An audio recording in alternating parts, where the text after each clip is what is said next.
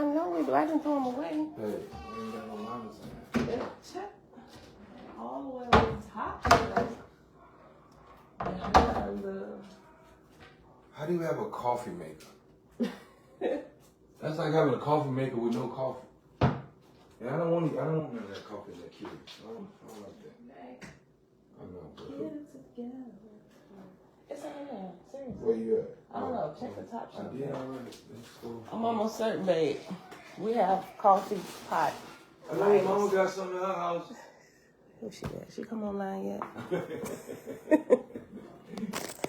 Vinette. Shalom. That's all right. Yahoo Grand Rising. Tabitha. Shalom. Shalom. Elijah. What's going on? All right, beautiful people. Facebook. Hey, y'all. Listen, y'all. I think I made a mistake. I'm almost certain of it. Hold on.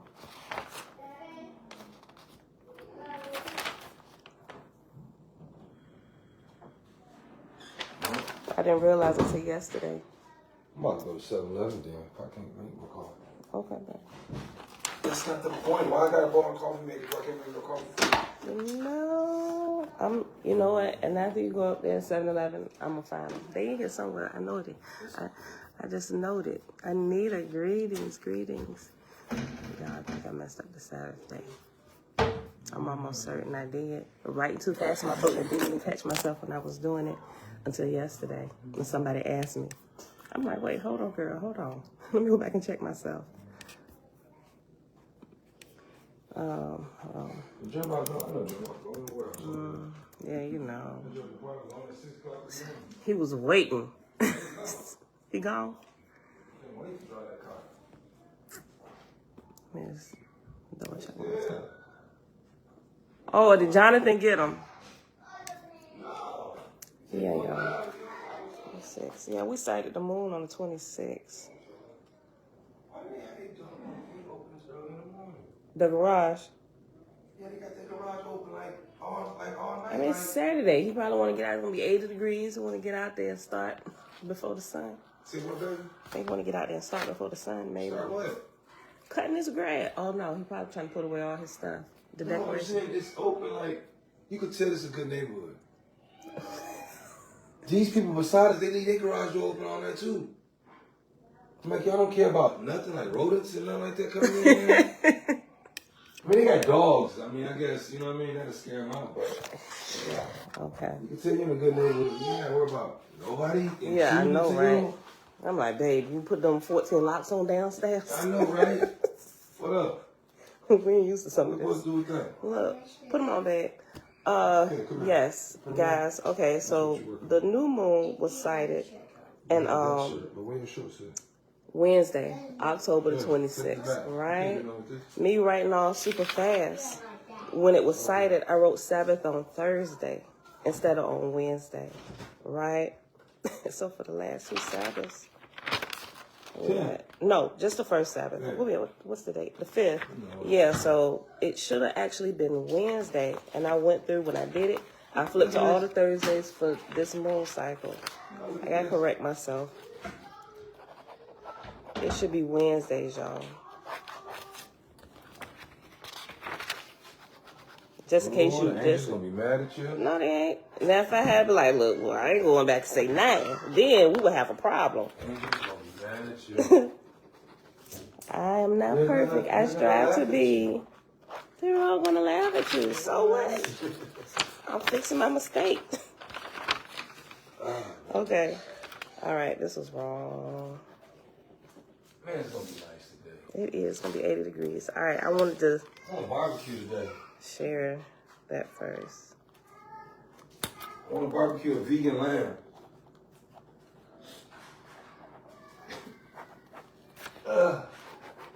Okay, y'all. So just in case y'all was following my count, me moving too fast, I wrote it on Thursday instead of Wednesday. So it should be Wednesdays, y'all. But if you ain't following my count and you've been doing it, then it's okay, right? Okay. All right. So now that we got that fixed, forgive me. I'll be moving too fast sometimes. I gotta slow down. But just know, when I figure out I did something wrong, I'm gonna come back and fix it. Especially if I hadn't told y'all wrong.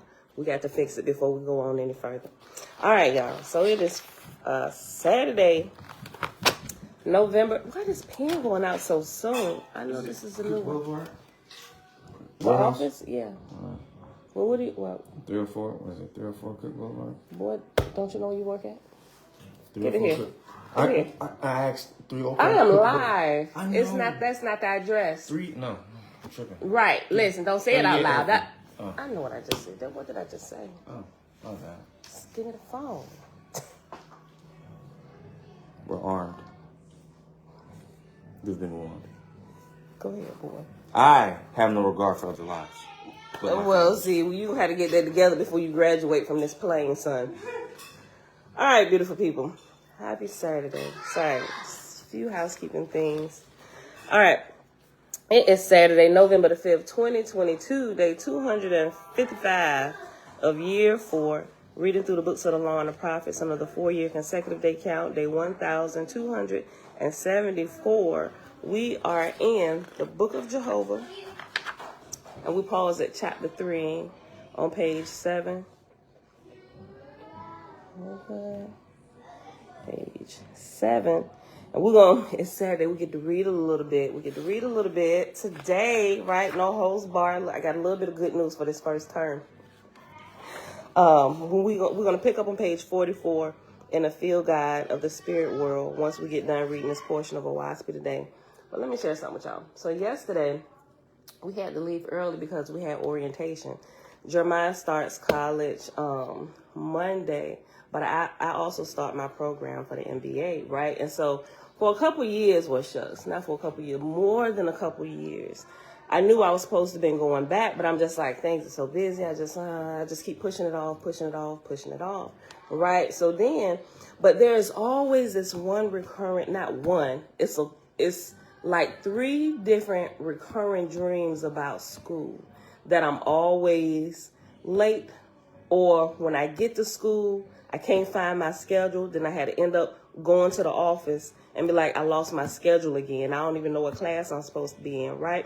But it's 3 different, it's like the same 3 recurring dreams, right? And it's always in like a college format, or it's like an advanced, but I get there and it's like, where you at? They're like looking for me when they held a class for you. Why you're not showing up? These type of dreams, but it's 3 specific dreams that keep recurring like over the last 5 years, right?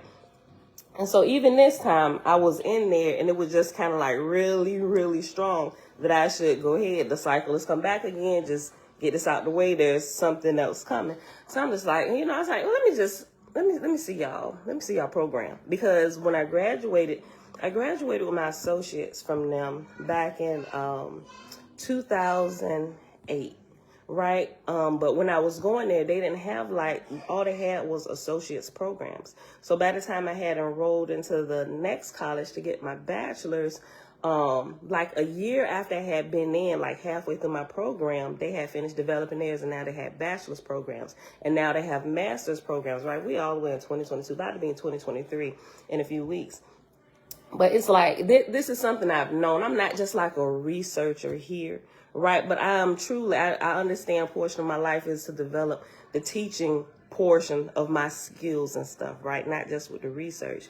So when I was in there, I was like, yeah, I'll go ahead. And then, so we went, and I just kind of pushed it off again. No, this is about Jeremiah. We going. I done got him through the homeschool. Now it's time to get him into college format, right? So just in case you didn't know, if you're homeschooling your children, you're not sure about their high school diplomas, colleges absolutely accept homeschool diplomas from parents. Matter of fact, they look for homeschool students because they grade and they rank so high, right? They get that one-on-one focus with their parents or whatever. And there's also the homeschool clearinghouse that when your children graduate, whatever program you use, or even if you create a curriculum from scratch for them, you can get in touch with the homeschool clearinghouse, and you can upload their grades, and they'll help you prepare the transcript for your child, right? So when they go to apply for colleges, the colleges, all they simply do is go request the transcripts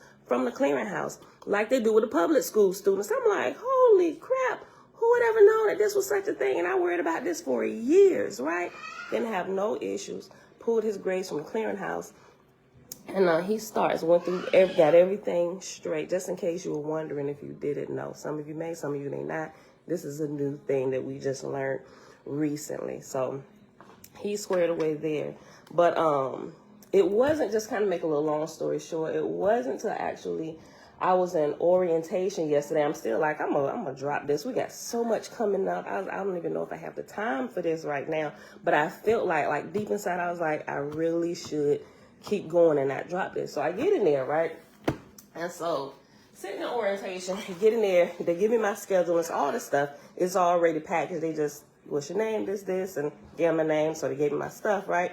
And so I get over there and sit down and I open it up. Of course, there's my schedule in there. But guess what else is in there? Something that completely just like, it was like a confirmation. Look, girl, you in the right place? Chill out. You only got a year and you'll be done, right? But listen. All of this time that we've been studying, even going through Oahspe, there's a little card in here, right? They put like this little thing in here. And guess what this says? It says, we rise by lifting others. And I was like, wait a minute, little girl, what's wrong? No, what happened? Trying to get down her piece. Oh, you fell? On that Oh, concrete. hold on, y'all. Oh, what's she falling on?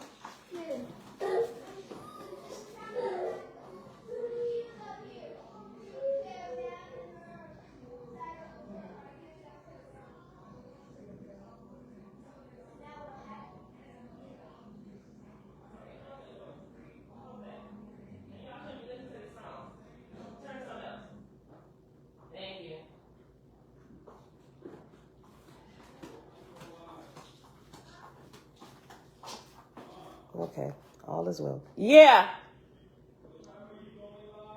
I am live now. Yeah. Okay. Baby doll was getting off the bed. And my son has like a huge bed with a little seat on it, but it's pointed at the corner. So when she was getting down, she tried to come down on that side, but she slipped and she fell and she hit her butt on it. Only children can manage to do stuff like that when they fall. I don't know, but she fine. She got on pamper. She all right. It's just the shock of it all. All right. But the card said, we rise by lifting others. And that is like the whole theme of Oahspe going through here, right? We rise, like we rise through the realms, through earth. We graduate by helping lift others, right? And so that right there was like a confirmation, right? And so they have this in here with the sun rising and stuff. I'm like, okay, must be time, right? Because at any other time, I probably wouldn't have caught that had not have been where I am, even transitioning spiritually and going through Oahspe. But also, when I pulled my schedule out, I haven't thought about these dreams. It's been a couple months since I had one of my recurring school dreams. But when I pulled my schedule out, after I saw that, because that was right up top, and as I was going through the papers and I pulled my schedule out, it was like I had one of the moments where I was sitting there, all them dreams, boom, boom, boom, hit me back to back. I'm like, holy crap. I was like, wait, is this did this actually mean that I literally needed to go back to school, right? Because I already felt that, right? Like some things you just know about yourself, depending on your spiritual walk and what path you got to take. You just know that there are some things that you absolutely have to do. It's for, not that everybody has to do it, but for whatever it is that you are being shaped and molded for, this is a part of your course, your life's path, right? There's just sometimes some things that we absolutely know about our own personal path that we have to do. And it's incumbent upon us when to actually set it in motion, when we actually walk through that particular portion, some of it anyway, right? So that was really interesting. I wanted to share that with y'all. But I shared it with you because when I got my schedule, I realized that my first course is completely virtual, right? So I'm like, yes! It's completely virtual, although I do have to log in at a certain time on Saturdays, but I don't have to travel 45 minutes to get to school. to actually be there, which means what? On Saturdays, for another few weeks, at least for this first term, we got a little bit more time to play with so we can be right here, right? So I ain't got to be rushing. I can literally probably finish, I can prep and just in this like 10 minutes before I need to be online, right? So we can still start at like 7:30. I don't know. We can still start at 7:30. We'll see. Or I might just give us a little bit more time because I don't know. Maybe we'll just move to 7 something. I don't know. But I said all that to say we got a little bit more time to play with. All right, y'all. So let's get started. Who else came in? Yahweh. Shalom. Animalistic nature. Peace and blessings. Hannah Grand Rising. BC. Shalom. All right, y'all. Did I miss somebody? Levine, greetings. Nazarene is seeing faith. Is it hard to say hey to you? If I did, well, hey, a second time. Or the first time if I didn't. That's true. My sister was homeschooled and she did the same process as you're talking about. Okay. Angelique, shalom. Oahspe College University. Light and peace. All right, y'all, let's get started. Okay, so chapter 3 on page 7, Book of Jehovah. Thus spake Jehovah by the light of Cosmon, proclaimed he these things amongst the nations of the earth.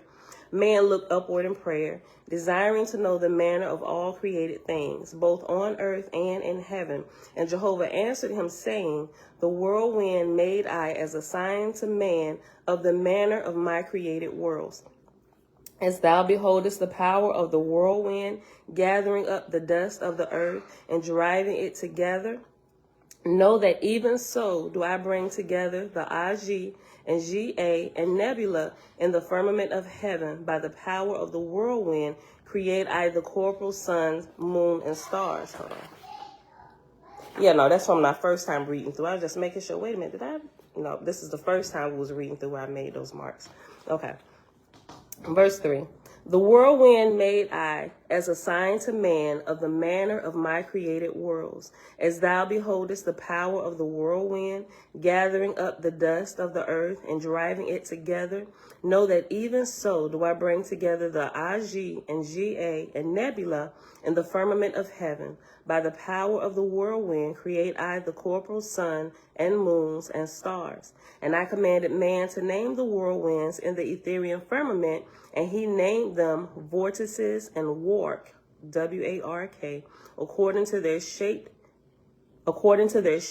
named he them. So reference number 7 and reference number 8 is after, and he named them vortices and wark, and according to their shape named he them. Both 7 and 8 says called. Instead of named, it was called before. He called them by their names or their whatever, right? Okay. Verse 4. By the power of rotation, swift driving forth in the extreme parts, condense I the atmosphere and worlds that float in the firmament, and these become my corporal worlds. In the midst of the vortices made I them, and by the power of the vortices I turn them on their axis and carry them in the orbits I allotted to them. Wider than to the moons of a planet have I created the vortices, and they carry the moons also. Around about some of my corporal worlds have I given nebulous belts and rings, that man might comprehend the rotation of my vortexian worlds. For each and every corporal world created I a vortex first, and by its rotation, and by the places in the firmament whither it travelleth, caused I the vortex to conceive the corporal world. A great vortex created I for the sun, and within this vortex, and subject to it, made I the vortices of many of the corporal worlds. The sun vortex I caused to rotate, and I gave it power to carry other vortices within it. According to their density and position, are they thus carried forth and around about the sun. Think not, O man, that I created the sky a barren waste and void of use. Even as man in the corporal form is adapted to the corporal earth, so is he in the spiritual form adapted to my ethereal worlds. 3 great estates have I bestowed on man, the corporal, the atmospheric, and the etherian. And after etherian, its reference letter C. Go to the end of the book, or the end of this book, Book of Jehovah, on page 13. And C says, C plate 18, Etheria, page 461.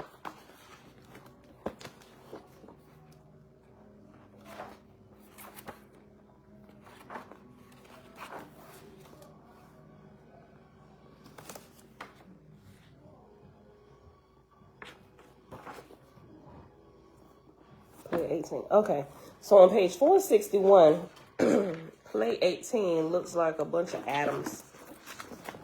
Right here. That's a picture of like ethereal up close, like particles or atoms or whatever.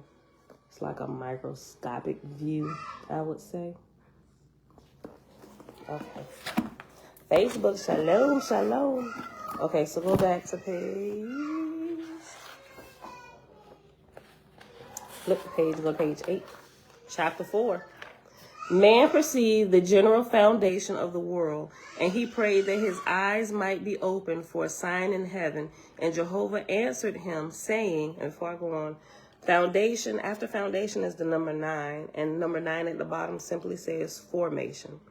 Man perceived the general foundation of the world, and he prayed that his eyes might be opened for a sign in heaven.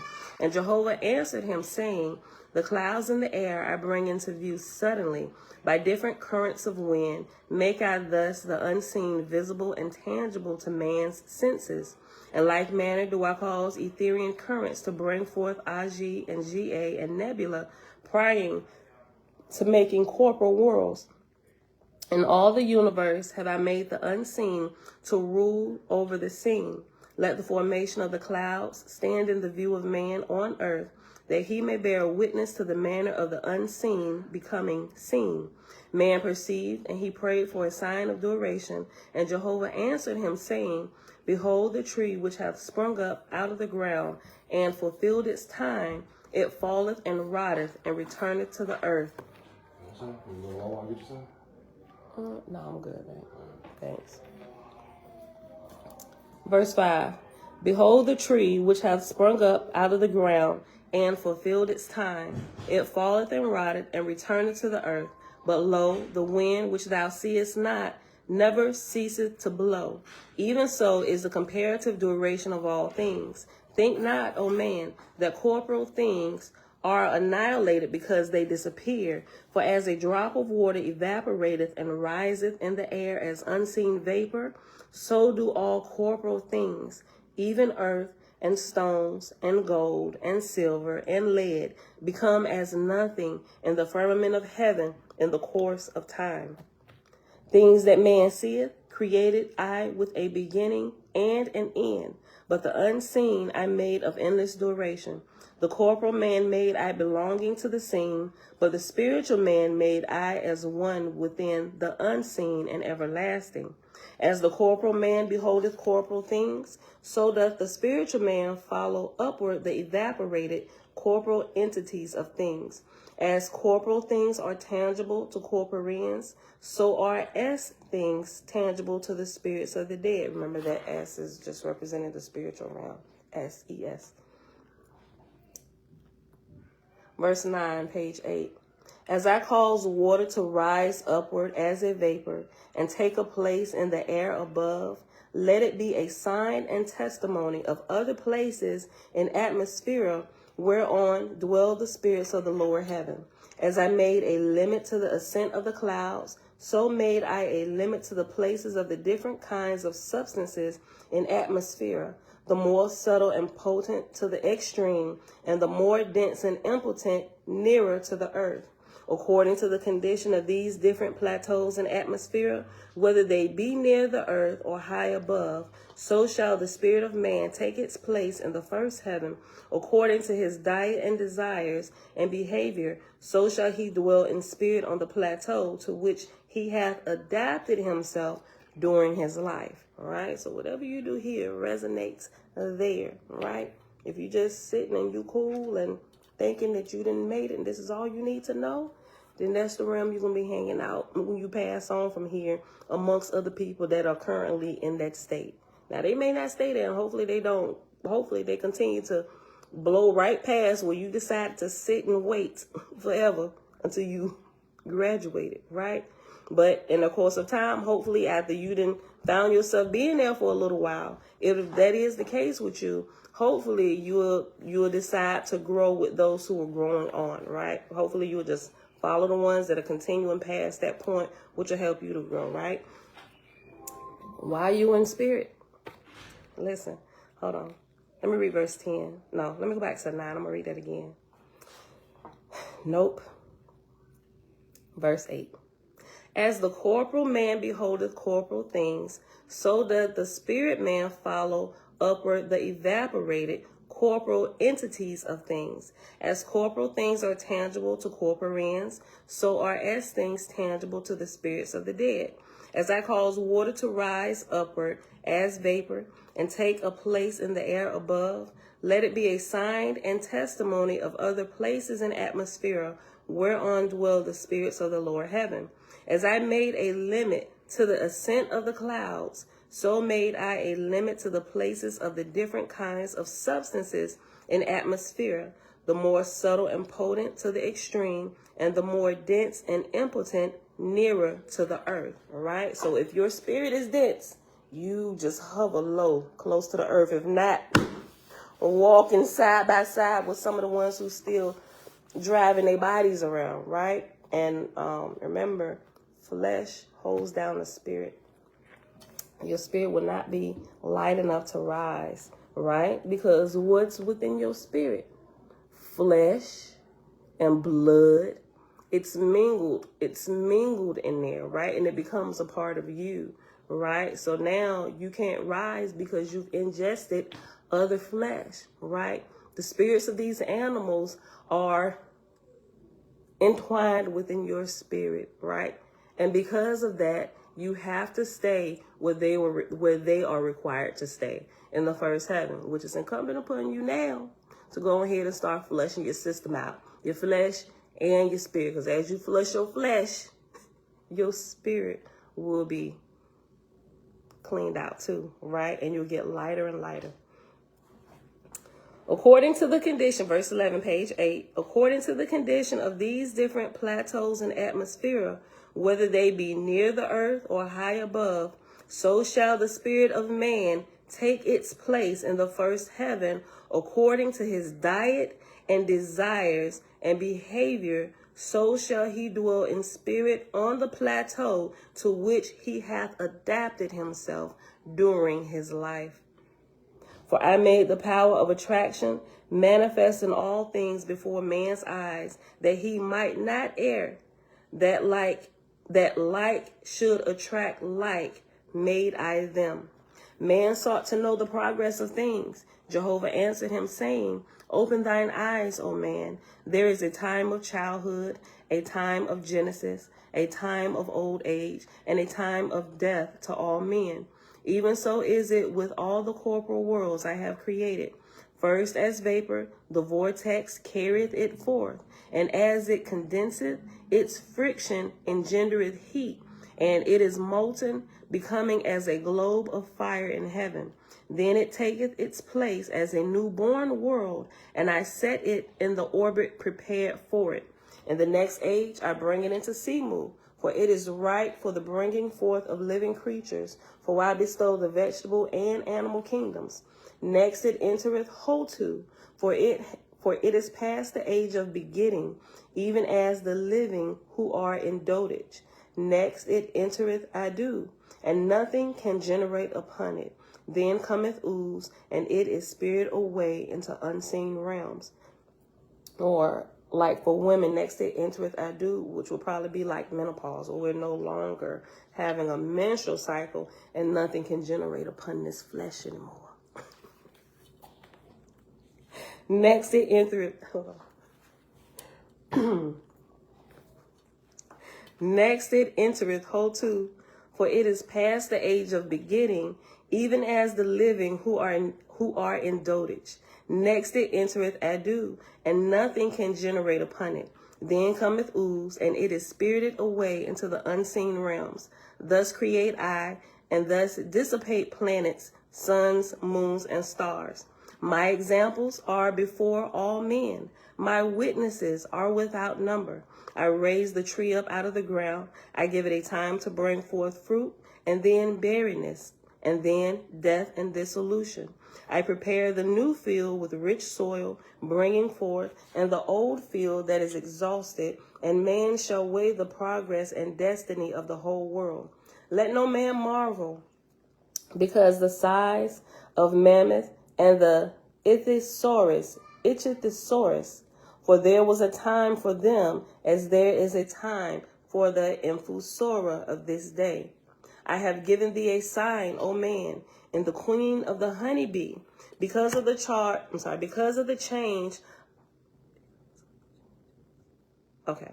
I have given thee a sign, O man, in the queen of the honeybee, because of the change of the cell cometh she forth a queen, even from the same manner of germ as other bees.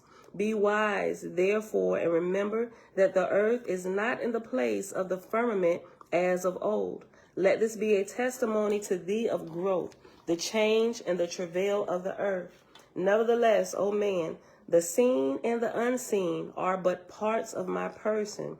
I am the unity of the whole. Chapter 5. Auntie Graham, rising. Shebrew, hey girl, hey. Page 8, chapter 5. Man perceived the magnitude and glory of the corporal worlds. He said, how shall I speak of thy great work, O Jehovah, and of thy wisdom and power? Shall I open my mouth before thee? I look upon thy countless stars, suns and moons spread out over the heavens. The millions of years thou hast driven them on in the never-ending firmament. And after driven them on, after driven is reference number 10, and 10 at the bottom says rolled, R-O-L-L-E-D, rolled them on. Verse 2. No, I'm sorry. The millions of years thou hast driven them on in the never-ending firmament, processions in and out and round about of mighty worlds, by thy breath going forth.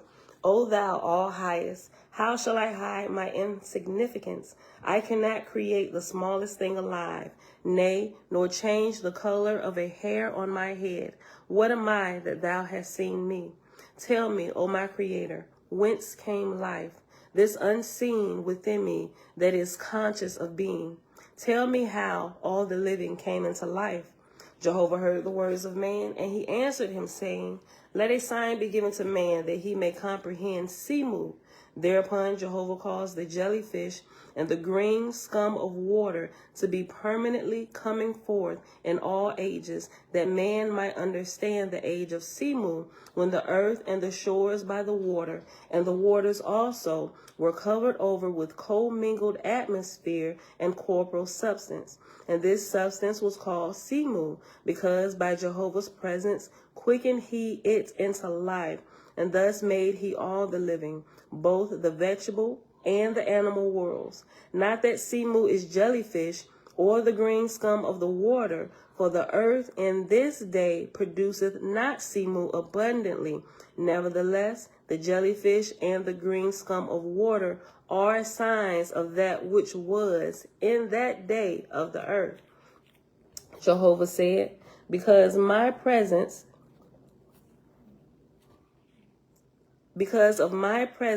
quickened I into life all that live or ever have lived, because I am male and female, even in my likeness, thus made I them. And I remember the first time reading this, when I read through that, it dawned on me that you have a lot of people, they refer to the Father as he, right? Coming out of Christianity, we refer to the Father as he. But then you come out and you're starting to grow, and people begin referring to the Father as mother, as she, or she, the great creator. And I'm like, and first, when I first heard that, it just struck me as odd, like blasphemy. But the more I said, I was like, I'm going to leave them alone, because it could be me that's missing some information. I learned how to do that early on, because a lot of time when I thought I knew what I thought I knew, I found out that I really didn't know what I thought I had knew. And I looked quite foolish trying to push information half-cocked, right? So I'm like, well, hold on, I could be missing some information, right? So I'm like, okay, well, I can see how that is. And the first time I heard somebody say, well, not the first time, but somebody that just kept constantly repeating it was Big Judah. He refers to like the earthly mother, right? But he was saying the earthly mother, but which he says is the Holy Spirit. When I first heard it, it just kind of, I'm like, bruh, I was with you on some of this other stuff, but I don't know. But the more I began to study, and then I began to look at the earth, I'm like, well, yeah, the earth really can be considered like as our mother, because the body comes from the dirt, but the spirit comes from the Father. And then I started thinking about my whole little study that I did in Genesis, right, where we were created from the Father and the mother representing the earth, which is why we die. We give our body back to her. While we're here, she nurtures us, just like a mother nurtures her baby at her bosom, right? I was like, well, shoot, there's a lot of truth in that. I was like, but if they're referring to mother as that, then I can see, yeah, okay. But then I was having some other questions. I was like, are you saying that the Father, the one who resides in the unseen, and you're not talking about, are you saying that he's a she? So then I was going through this whole little phase. And then I'm like, well, and I came to the point, I was like, well, it seems like there's some truth in that. And there's definitely some truth in this. I said, but there has to be a middle ground somewhere where we can bring these points of view together to figure this thing out, right? And so the way I look at it, when people say she, I no longer look at them like they crazy. I was like, because there's truth in that. It truly is. When they say he, I'm just kind of programmed to say he. And by default, I say he a lot of times, right? It's just, I don't know. I personally like just saying he, right? But there's truth in that as well. But the truth of the matter is, just like this says, because I am male and female, even in my likeness, thus I made them. We are the best portions of our Creator, which why Creator, I believe, you can call the Father, I like the Father, the most holy, right?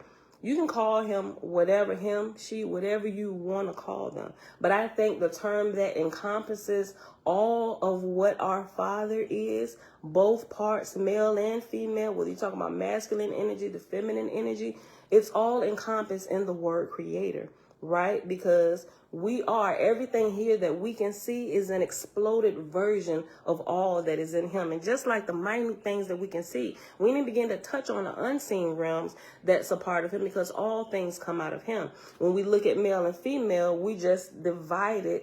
We're a divided portion of a greater whole, which is why when you bring the two divided portions together and you make that whole, now the whole can also reproduce and create life, just like the great Creator. We're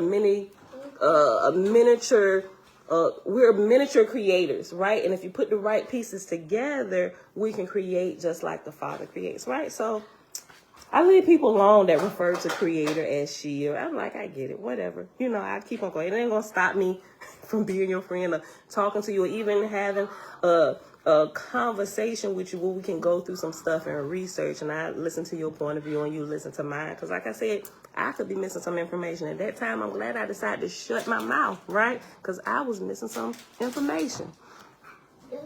Prince, shalom, shalom. Yes, baby.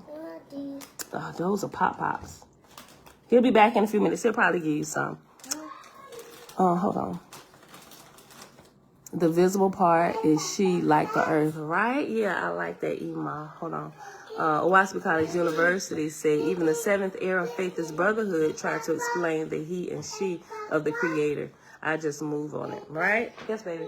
Yes. Yeah, those Pop-Pops. He'll be back in a few minutes. I'm sure he's going to give y'all some. Just wait a few minutes. He'll give y'all some. All right, y'all. So let's go back. Verse 5, page 9. No! Hey, chill. Okay. No, that's not Bella's. That's Jabria's.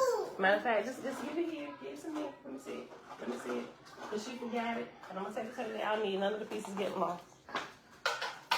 Okay. All right. Leave it alone. All right. Verse 5. Yes? No, leave that alone. Jehovah said, because of my presence, quicken I into life all that live. or ever have lived. Because I am male and female, even in my likeness, thus made I them. Because I am the power to quicken into life, so in likeness of me, thus made I them with power to bring forth, right? You put them together, the male and female, and voila, right? People try other ways, right? Let them do their experiments. I ain't gonna say, yeah, you wrong, you whatever. Your results will show you whether you got it right or not, right? You can't get two male plugs coming together. You can't get two male plugs coming together. It's going to produce no power. Now, you might get a little bit of friction going on, right? Sparks and stuff flying off. But you ain't going to get no real power. Just like you can't take two female parts and put them together. It's going to be bumping. It's going to be some friction, maybe some, not even sparks for real, right? But you have to get, I'm not going to use the fingers to do this, but you have to get the male part, which is protruding, and you have to get a female part, which is a receiver, just like you take a plug and plug it into the wall. Eureka, right? You have to get the male part going into the proper female type socket in order to get the power of reproduction, all right? Or we can produce light, right? So you can test. A lot of people testing it. I don't know if, let me just go on. Verse 7. According to their respective places created I the living, not in pairs only, but in hundreds of pairs and thousands and in millions. Let me go back. Let me go back up to verse 5. Jehovah said, because of my presence, quicken I into life all that live or ever have lived. Because I am male and female, even in my likeness, thus made I them. Because I am the power to quicken into life, so in likeness of me, thus made I them, and with power to bring forth. According to their respective places, created I the living. Listen, not in pairs only, but in hundreds of pairs and thousands and in millions. According to their respective places, and the light upon Simu, so quicken I them in their color, adapted to their dwelling places. Now, this right here blows that whole everybody come from Africa thing out of the water, because we do not, right? That's something I also couldn't quite wrap my head around. Hey, y'all, I'm gonna kick y'all out of the kitchen. Because if you look at, people got all these different scientific theories and stuff on how we got all these different races and everybody come from the black man and the black woman. I don't see that as being logical. Like, I get what y'all saying, but as I listen to this, I'm like, that is not logical. Like, because first of all, I'm like, if that was happening before, why is it not still happening now? Right? I was like, something is wrong with this way of thinking. And people that don't research or actually look into it, because just listen to it right off top, okay, that sounds logical to you. Really think about what they're saying. I'm like, okay, so how do you account? And that was always my thing. How do you account for the different cranial structures of the different races? To whereby people who are, what do you call those who study bones and stuff? But the people who can study bones and tell the race of a person based on how far, like, the eyes are away from the nose structure and the mouth and everything, they can tell this was an African American. No, this was an Asian person. Or no, this was a Mongolian, right? I'm like, how do we account for that? I said, because if everybody was coming from the black man and woman, we should still be seeing this in the hospitals today. I was like, this doesn't make sense. And people just go on with this. And I'm just like, you know what, that I'm going to keep on looking. Y'all happy with that? I'm not. That sounds like complete foolishness to me. And you tell them that, they get completely mad. I was like, listen, just look, common sense, really. Then why is it not happening now? But you still having the different races being born. They're like coming from themselves, unless they're mixing with other races, getting a different type of product, right? But it's still a good product, right? The color, the shade is a little bit different, but you have all of this, right? And the first time, I came across something. It was when I was reading the Apocrypha. No, was it Apocrypha? Yeah, the Apocrypha in Jubilees. And it hints to this, right? Where it says it wasn't just Adam and Eve made in a garden, right? There were multiple sets. And I said it before, it's in, I'm almost certain it's in chapter 2 of Jubilees. I'm going to find it. I'm going to give it to you. Because it's Jubilees chapter, I want to say it's chapter 2. It's definitely not past chapter 3. Because it's right in the beginning. Why it's recounting the creation story. And I think it's right above, right before it starts talking about the Sabbath portion. Yeah, it's right before the Sabbath portion. So it has to be, hold on. I'm going to have to look this up.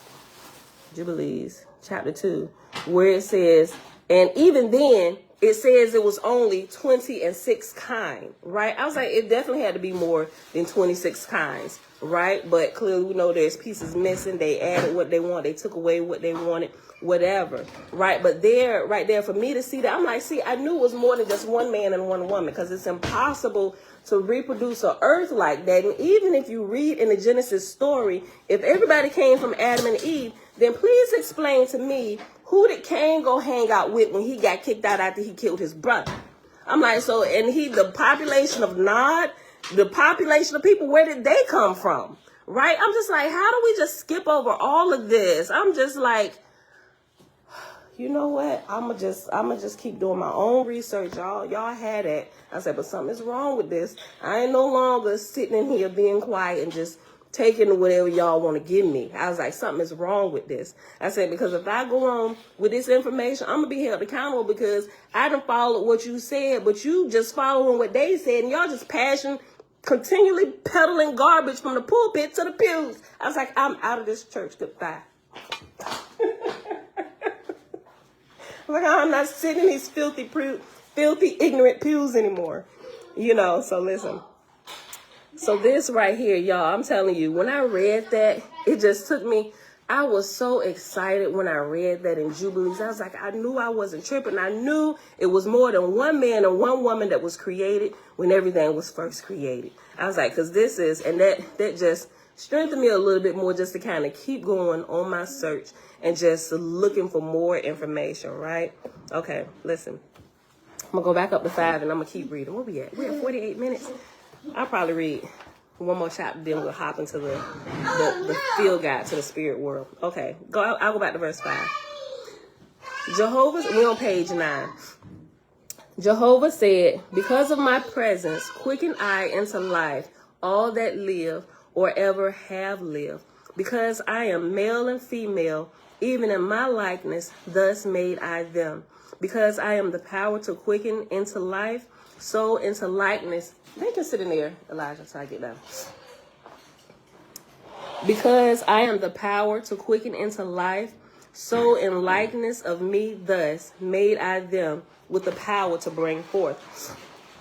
According to their respective places, created I the living, not in pairs only, but in hundreds of pairs, and thousands, and in millions.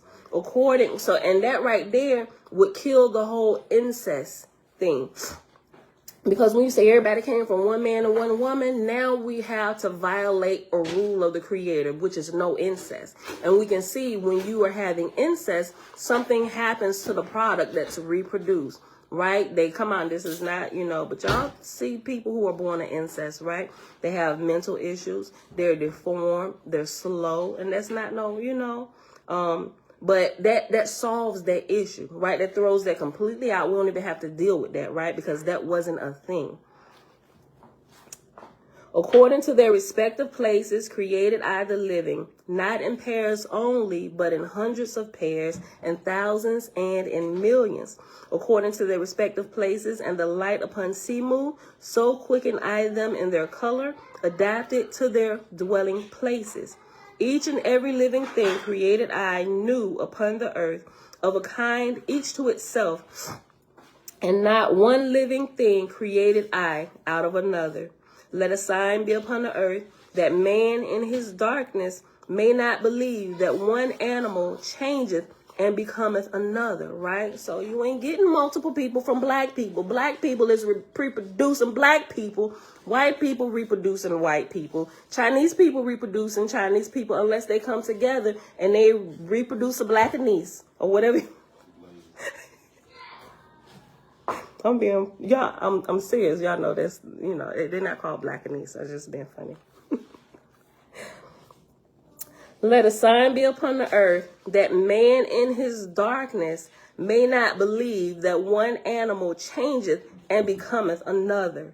Thereupon Jehovah gave permission for different animals to bring forth a new living animal, which should be unlike either its mother or father, but he caused the new product to be barren, right? And this is, right after this is D, and it's about to give you the example of the horse and the mule, bringing forth the horse and the donkey, whether it's male or female, it's going to bring forth the henny or a mule. D, on page 13, hold on, let me read again. Thereupon Jehovah gave permission for different animals to bring forth a new living animal, which should be unlike either its mother or father, but he caused a new product to be barren. Page 13, letter D says, for example, a mule is the barren offspring of a horse and a donkey. These passages clearly indicate that the definitive mechanism behind the anatomical progression evident in the evolutionary tree was intelligent design. Whether or not natural selection or mutation contributed to anything to that process, nevertheless, the fact does not preclude the act of creation from being instrumental in this process as well. 1882 lowest edition. So what happens now is when you have two things that come together that aren't supposed to come together and they reproduce, right? The product of what they reproduce is going to be barren. So you cannot make any more of those monsters. Right? And that tells us. So mules, they not going to have sex with anybody, right? They can still enjoy the act of, intimacy with other animals or what other mules, whatever, if they can find another one that's close, right? If not, they can probably go to a horse or alpaca or something. I don't know. But they're not going to be able to reproduce. They're going to be barren, sterile, right? And that's the Creator showing that this should not happen this way, right? It should not be happening. I didn't create this. When you come through and you mix something that shouldn't be here, it's going to be sterile and it's going to die off. We don't have to worry about that, right? Listen. Thereupon Jehovah gave permission for different animals to bring forth a new living animal, which should be unlike either its mother or father, but he caused the new product to be barren.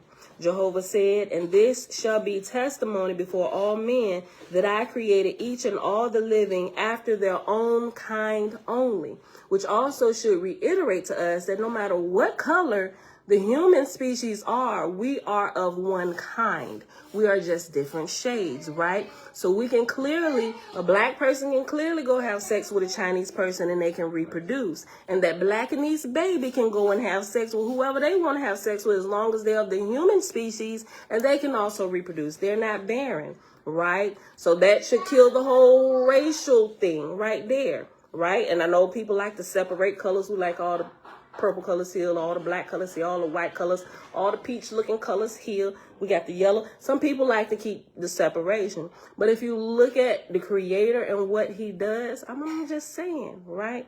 He got all these different raw ingredients. I mean, it's just like a cake, right? Or whatever ingredient, whatever you go to make, right? There are some ingredients that are raw and some that you don't eat raw, but some people do. But all of the separate ingredients are good in themselves, right? And a lot of them can stand on their own. But a lot of times when you bring them together, they make another whole dish that's absolutely marvelous, right? And it's like, who was the creator of this dish? Can you bring he or she out? I would like to thank them personally for this. right? And it's no different with us. We're like raw products, but we're still good and we taste good all on our own, right? But some people like to mix flavors, right? Baskin Robbins got 31 flavors. Some people like to taste all the flavors. As long as you stand within a human species, it's okay. At least that's my understanding of this now. I didn't feel that way some time ago. But now I do as I'm growing. I'm like, what is we tripping about? Everybody can reproduce. Not saying that you should reproduce with everybody because, just use some wisdom. Okay, let me go. Verse 10, page 9. Let a sign be upon the earth, that man in his darkness may not believe that one animal changeth and becometh another. Thereupon Jehovah gave permission for different animals to bring forth a new living animal, which should be unlike either its mother or father. But he caused the new product to be barren. Jehovah said, and this shall be testimony before all men, that I created each and all the living after their own kind only. Such is my person and my spirit, being from everlasting to everlasting. And when I bring a new world into the time of Simu, lo and behold, my presence quickeneth the substance into life, according to the locality and the surroundings. So do I bring forth the different species, for they are flesh of my flesh and spirit of my spirit. To themselves give I themselves. Nevertheless, they are all members of my person. As a testimony to man, behold, the earth was once a globe of liquid fire, nor was there any seed thereon. But in due season I rained down Simu on the earth, and by virtue of my presence quickened I into life all the living. Without seed created I the life that is in them. And I said we was going to read another chapter, but we're going to pause right here. And we'll pick up chapter 6 tomorrow, because we're already like 57 minutes. Take the hey, girl, hey. I ain't say nothing like dark chocolate, milk chocolate, or even some caramel. I'm just saying, look. I like listen, I love chocolate, right? Which is why I married a chocolate man, right? But that's my personal preference, right? Tickle, I'm with you, right? But ain't nothing wrong if you like some people like, lighter colors, and it's okay if you like white chocolate, whatever. I mean, that's fine. Some people like a little spice. Some people like a little oregano. I mean, that's okay. Jackson, stop crying, please. Lord, some people ain't gonna like that. Shebrew, I watched Lovecraft Country. That was one weird show. I'm worried about the mind of the person who put it together. Listen, when I was first going through it, I'm like, what in the world? But if you watch it, did you watch it all the way through? All of them that they have up there? If I had to watch that before I had started reading Oahspe, I would have missed like a whole lot of stuff. And I'd be like, y'all stay away from this. But I was able to see like a lot of spiritual things, especially with a lot of the supernatural stuff that began to happen, especially when the magic started happening. And look, shucks, they even got in there, the black guy, Tick, his name Tick, right? When he found out that he was a part of a family that, look, they was all white and he black, but they didn't want to let him know that he was the rightful heir to all of this stuff. I'm like, yo, right? It's just a lot of stuff in there that I saw. Tickle said, some other candy is nice, but me crave chocolate. I know, ain't nothing wrong with all the other flavors. Everybody got their own taste. All right, listen, okay. Where did we stop? Page, hold on, my page. Page 9. I'll put that over here. Okay, y'all. So we'll hop over to the field guide to the spirit world. Nope. I already told Bella no. Leave this alone. Don't mess with this. Wait until you come back through here. Don't, yeah. We paused on page 44. Okay, so we was learning about some of these conditions, right? Okay, so we went through like OCD, bulimia, bipolar, spirit possession, a satanic victim, mediumships, the undeveloped and the developed, multiple personality disorders, autism, and hysteria, right? And that was the table 2.1 on page 43, and it's entitled Nobody's Home. And it gave some of the the people who were inhabited by some of these altar spirits or these other spirits that didn't belong in their body, right? And some of the descriptions of how they knew, they could tell something was off. Like, I felt like somebody else was driving my body around, right? Or I just blacked out. Just different key things that they're picking up while they're doing this research on the different people who have these certain disorders or psychotic behaviors and stuff like that, right? Okay. So it picks back up on page 44. And when some of those people, we have like John Wayne Gacy, you have, that was earlier.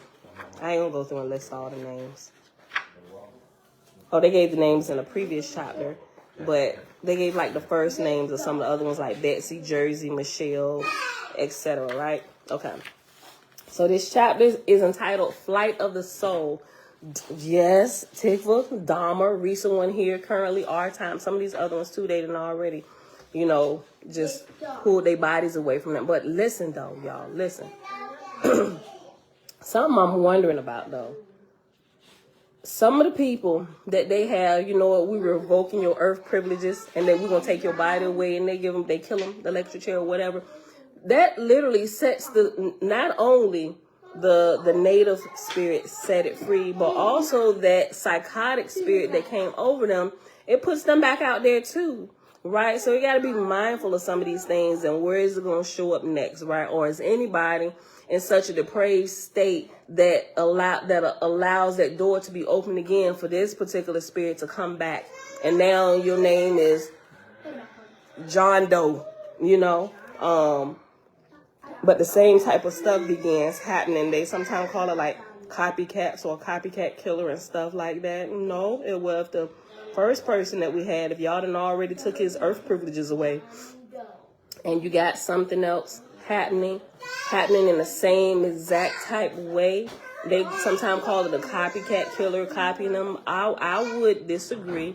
Yeah, it seems like it's a copycat, but if you done already then took this person, they gone into eternity, it's probably that same spirit that was attacking them has found another opening in this person over here via their lifestyle, whether it's trauma or whatever, that allowed that same type of door to be opened to where that same spirit could come back and now inhabit another person. Take that. Pause it. Sit up there. Right. And just like that, and they come back like, this is mine too. Right. And now you got another whole crazed killer on the loose. All right, so page 44, y'all. The DC sniper, yo, I'll never forget the DC sniper. Listen, Tikva said, plus in this day and time, we find out about a whole lot more of these demonic spirits, even the DC sniper. I ain't gonna say I take a personal liking to the DC sniper. I don't, but let me tell you, when a DC sniper, boy, every time we went to the darn store, because we didn't know whether they was traveling or what. So anytime we had to go to the store when the DC sniper was on the loose, I was like, babe, we can't be standing still. We got to, just in case, because you can't hit a moving target. So we stand in the lines, like talking, act like we dancing or something, looking foolish in the store. But if it's me and him, people like, oh, they had a good time. Like, no, sis, we trying to keep from getting shot. So we was doing foolish stuff like that, right? Because we was like, we don't know if dude is on the loose, if he traveling. We right there, because we go back and forth between DC. It's like right there. He could be here in VA, right? Listen. But when I got tired of dancing around like that, seriously, I was following the DC sniper, right? I was literally following news clippings and all of these things. And one time I was like, Father, I said, this is too much. I said, now I know we probably never run up on him where we'd be the target of one of his shootings. I said, but this has got to stop, right? And I decided to do like a 3-day fast. And I said, if ain't nobody else praying for this DC sniper to get caught, I am. And I was fasting, and I specifically, because the way they was describing him, like he had a lot of training, the way they was describing him, I was like, they're going to have to catch this joker asleep. So my prayer was that they would catch him asleep. Guys, do you know the very next day, I kid you not, as Jah is my witness on my life, the very next day, they caught this man and a young boy that he had under his influence asleep in their car. I was like, oh my God, babe, did you see how they caught them? Did you see how they caught them? Remember what I told you I was praying for? I asked him, I said, because they are dangerous. I said, they're going to have to catch them asleep. I said, Father, let them catch them slipping and catch them asleep so they have no time to react and they can get them. That literally the very next day, they caught them in their car sleep. I was like, now that could be a coincidence. But I'm sure I was not the only person praying that they get caught. I figured that mine just added to the amount of prayers that was going out. Like, oh my God, get these people off the road. Just taking people out left and right. Like, no, like, we're going to shoot you. We're going to like, not even have a reason. Like, you've been on my bucket list for years. I've been looking for you. Just randomly shooting people. You know, I'm just like, I was like, it's like pure coincidence, right? I don't think people truly understand the power of prayer. It's more than one person. It's almost Yeah, the entire nation. right. I figured just mine just added to the ocean of prayers that was already out there. But for it to happen the very next day, like within 24 hours, yo, that still blows my mind when I think about it, y'all. Listen, okay, let's finish reading. Okay, page 44. Adrift in a nameless limbo, psyche is set to attract homeless entities. The same applies to the phony persona. John Kapler's persona was all veneer, all show, a surface self. The biographer of this crazed killer calls it the armor of his false self. Inside was a void, prey to usurping entities. Kapler's empty vessel of self had attracted negative controls. The same kind of force found its way into the mind of Arthur Shawcross, one of New York's most notorious random killers. I knew something was coming over me that I couldn't control, end quote. Quote, no matter what I do, it ain't right, end quote. Arthur recalled of his youth. Hey, babe. Hey, come here, flat guy. The grandbabies are trying to eat your jalapeno Cheetos. His mother from hell called him stupid, dummy, dumb bastard, and the like. Arthur began running away from home at 6. Wow. She was talking to her baby like this. He ran away from home when he was 6 years old. Bella just turned 6. Listen, so there's his mom opened him up to things like this happening to him when he got older, right? So this is a trauma that was inflicted upon him. Let me read this again. The same kind of force. Hey, Jackson. The same kind of force found its way into the mind of Arthur Shawcross, one of New York's most notorious random killers. Quote, I knew something was coming over me that I couldn't control. End quote. Quote, no matter what I do, it ain't right. End quote. Arthur recalled of his youth. His mother from hell called him stupid, dummy, dumb bastard, and the like. Arthur began running away from home at 6. His real self also ran away into the void of abeyance. The real problem, absent self. Olson, 1993, page 52 and 487. So when it was happening, somebody who was supposed to have been caring for him, when she began to berate her 5 and 6 year old son, and probably way before then, he would just click out, right? He would run away spiritually within himself. And then as he got a little bit older and he could get out the door or whatever, he began to physically run away with his body, right? And so how he got possessed is the absence of self driving the physical body, abeyance of self.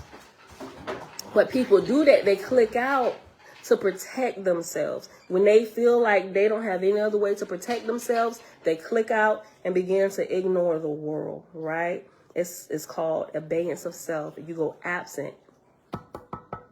Nobody's home. Look, Arthur, is anybody home? A school teacher said that to him, and it says a school teacher. That was quote, Arthur, is anybody home? End quote. A school teacher. Killer Eric Chapman felt as though he lacked an ego, felt hollow and invisible. Markham and Bosco, 1989, page 303 to 304.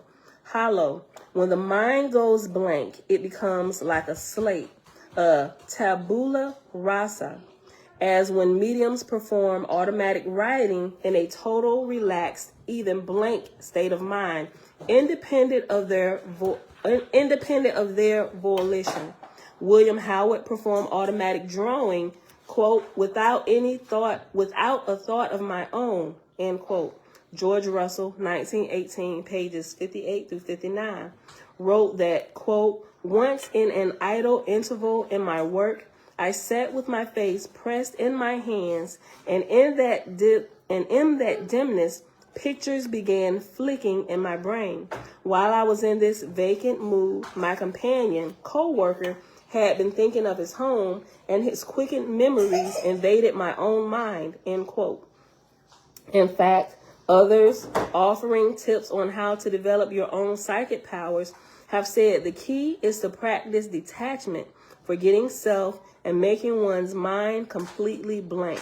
A state of emptiness, really. But it has a downside. Just as, quote, the chief characteristic of obsessional patients is a sense of emptiness, end quote. Levenkron, 1991, page 83. So it goes with the multiple, like Jenny, who wrote in her journal, quote, is there a me, end quote. Spencer, 1989, page 79. Or like Catherine, whose therapist said it was not she who was being raped, it was someone else. Castle and Beechel, 1989, page 217. So when this woman was being raped, she just went to the sunken place because she couldn't fight back. She just clicked out, and she didn't think it was her being raped. It was somebody else being raped, right? Which when that came in, when she went blank, a multiple showed up, and she said it was her that was being raped, not me. In other words, to avoid the pain and trauma, the multiple simply absents herself or himself. Quote, I just closed my eyes and went away, said Billy Milligan, describing how he reacted to being sodomized by his stepdaddy at 8. And whenever Billy went away, an altar took his place. Billy had no idea what the altar had done. Quote, I don't remember what they said I did. I don't know anything, end quote. And a lot of people will see that when we watch documentaries on things. Like, people tell them what they did. They have no recollection. They said, well, they said I did this. I don't remember any of that. That's a key. That's one of the top key signs letting us know that their native spirit was in abeyance. There was some type of trauma that happened to them that put them in a habit of absenting themselves and letting something else, which they think is more stronger to handle the situation, take over, right? But a lot of times, the person that takes over gets a whole lot of tickets while I was driving your car. And now when they return your car to you, you find yourself behind bars. I wasn't driving the car. Oh, yeah, really? That was a roll to take, please. Listen. Well, who else is driving? Well, yeah, that's me, but I don't, listen. No, wait a minute. I didn't do that. Yeah, that's me. No, that is somebody. Like, really? We see that happening. This is what is happening to these people. Yes, they blacking out, Jamia. Thank you. Well, hey, girl, hey. Listen, they're blacking out. This is a real thing. Listen, page 45. In other words, to avoid the pain and trauma, the multiple simply absents herself or himself.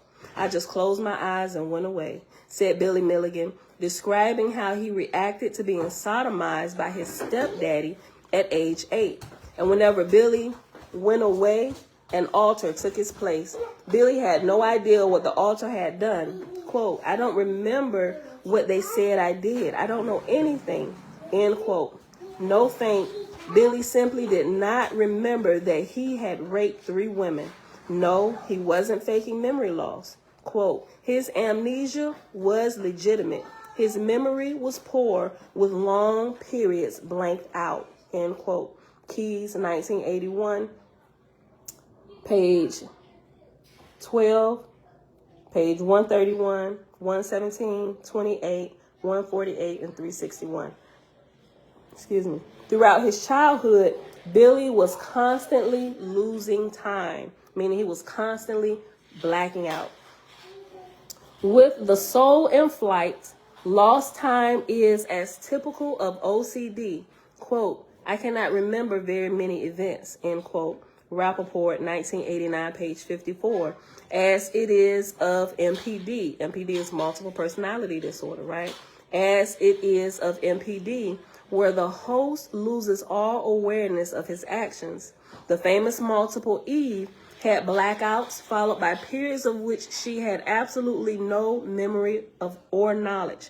Her husband was going crazy, accusing her of stunts she didn't know a thing about, filling his shoes with water, sewing the cuffs of his trouser legs, watering his whiskey, spilling ink in the house, typical pranks of the mischievous altar. Quote, she slays and her hands are not bloody, end quote. Swine burn. MPD, quote, no wonder I got in trouble when I did not do anything, or so I thought. No wonder it seemed I had not learned major chunks of material at school. Perhaps, too, this was why some of my friends would stop talking to me in some instances, end our friendship, end quote. Cohen et al., 1991, page 87. Absent self, by definition, is empty self, resulting in what psychiatrists call flat affect. The term designates a notable lack of emotion, often due to a nurturance vacuum back in early life. Think of the apathetic individual, the opposite of affectionate, undemonstrative. Hold on. I think I missed saying something. Yeah, I'm sorry. Pause. Go back up to the top. All the way back at the top where it says, in other words, to avoid the pain and trauma, the multiple simply absents herself or himself. I just closed my eyes and went away. And after that, I missed this little asterisk. There's an asterisk after that where it says, I just closed my eyes and went away. And down at the bottom, it says, the phrasing is identical to Jimmy's, I just go away. Like Billy, Jimmy was sexually abused by his father, who he finally stabbed to death. Moans, 1991, page 38. Okay, so let's go back down, and I'll start at this last paragraph at the bottom of page 45, and we'll go on. Absent self, by definition, is empty self, resulting in what psychiatrists call flat affect. The term designates a notable lack of emotion, often due to a nurturance vacuum back in early life. Think of the apathetic individual, the opposite of affectionate, undemonstrative. How you say that? Undemonstrative, like you don't demonstrate nothing. Undemonstrative, doesn't care, dull. Feelings are almost entirely in abeyance. Self is somewhere else. You can't get a rise out of them. They're locked in this limbo. They say, if only I could cry, I'd feel better. Or, I should have feelings, but I don't. Duke and Hodgman, 1992, page 41. A surefire giveaway of abeyance self, flat affect has been noted in the unresponsive antisocial personality, APD, as well as the remorseless criminal offender. Mark Hoffman, a Mormon bomber, for example, bore a, quote, blank stare of empty emotion, end quote. Lindsay, 1988, pages 166 and 2. Again and again, it is emptiness, even more than viciousness, that is perceived in the look of the most dangerous culprits. Most of the time, says forensic psychologist Barbara Curran, speaking of New York's prolific killer, Joel Rifkin, quote, he seemed utterly absent, as if his self had been long since left his body behind, end quote. She mentions his, quote, vacant, glazed eyes, expressionless, end quote. The press had him depicted as a, quote, detached bored, end quote. He spoke in a droning monotone, no emotion at all. Kerwin, 1997, pages 42 through 43 and 49 through 51. Similarly, the mother of one Eric Napolitano's victims remarked that, quote, there was something in the way he looked, in his eyes. I saw emptiness, end quote. Pensiak, 1996, page 69 and 383. Indeed, in the course of Eric's trial, the judge was, quote, sickened, end quote, by the young man's lack of remorse. Quote, I have no remorse. I don't feel sorry for anybody, end quote, admitted John Wayne Gacy, Illinois killer of teen boys, whose response on TAT was, quote, an essential lack of feelings for other individuals, end quote. Psychiatrists found that he had no feelings for any of the people he killed. Morris in 2004, page 104. His expression hardly ever changed, commented Gordon Byrne, 1985, page 35, of Peter Sutcliffe, England's notorious Yorkshire Ripper, who was thought to possess an abnormal lack of emotion. There was the same flat tone when the BTK killer, Dennis Rader, told the story of his extensive crimes to detectives. And in the fascinating case of the Green Beret and Army physician, Jeff McDonald, it was the same, no semblance of feeling or emotion. As he described the crime, familicide, no sense of guilt. Flat effect, in point of fact, is nearly universal among violent psychopaths, as a quick searchlight reveals. And after searchlight, there's a little asterisk, and the asterisk says at the bottom, searchlight, meaning a summary of the salient points or array of relevant cases. I will use this term and method throughout the book. Okay, so searchlight. When we hear that again, that's what this is referring to.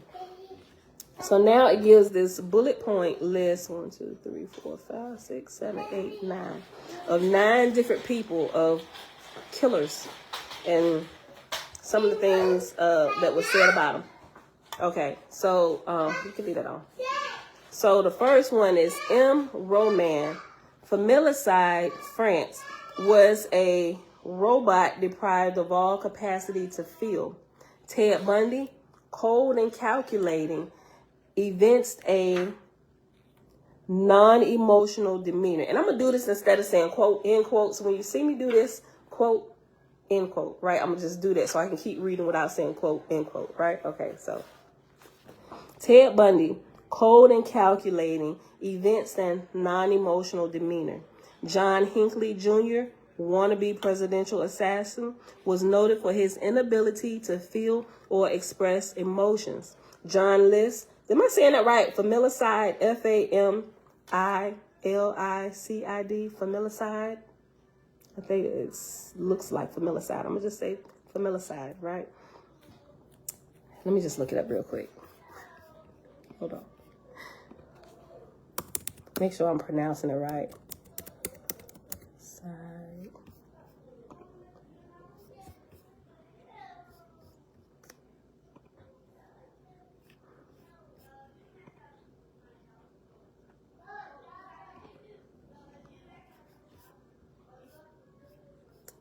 Pronounce. That's not clicking on it. Let me find another one.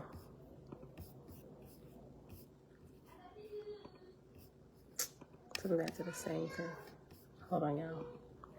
How to pronounce.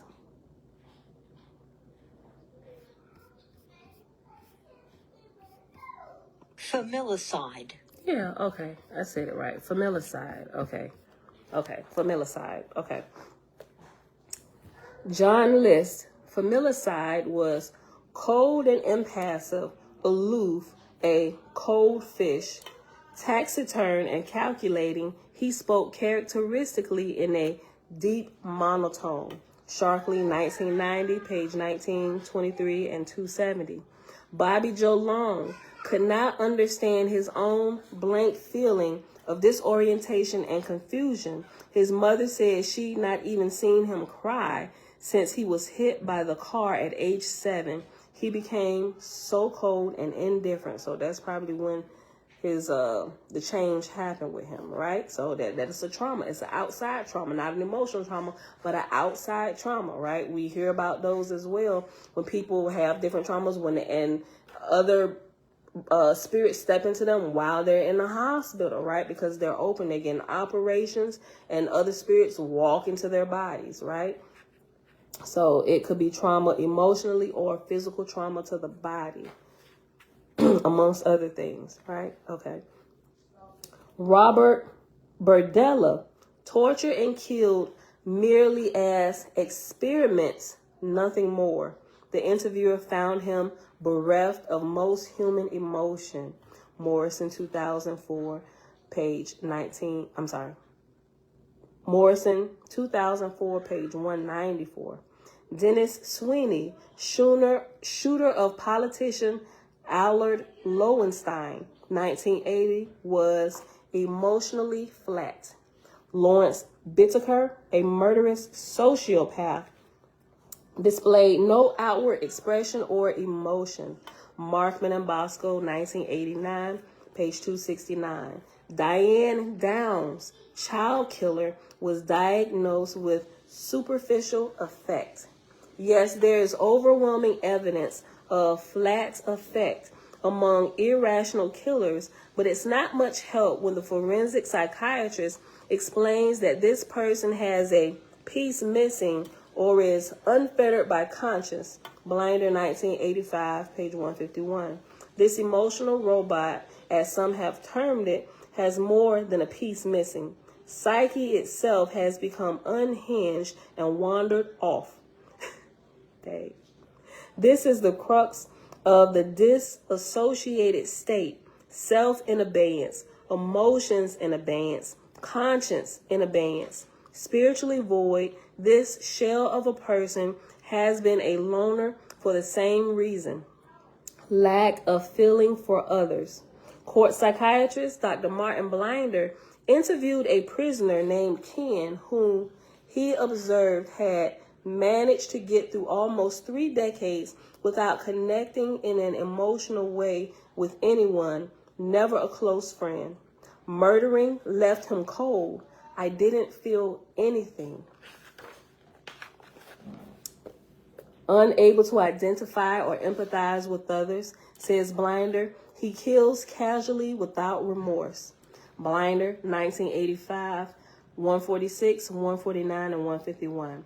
Discussing the killing spree of Gary Tyson, Dr. Robert Hare, 1993, page 209, mentions that Tyson's most striking physical feature was his expressionless eyes, but flat affect is just as typical of the expressionless obsessive OCD.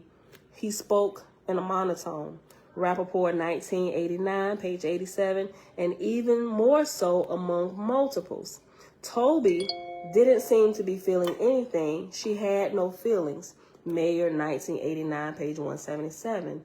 Eve was colorless, monotonous, inert, sober. Her eyes had a vacant look. Jenny spoke dispassionately as if the events had happened to someone else. Spencer, 1989, page 172. There were no feelings at all. Cohen et al., 1991, page 54, referring to another multiple. Trudy, there was nothing, no memory, nothing. She had no emotion of her own. She did not exist. Chase, 1987, page 192. I might also mention that the extremely conventional person can also become a shell, a cliche, a poster boy of normalcy, but a blank of a real person to the point that he is perceived by discarnates as an empty vehicle. Let me read that again.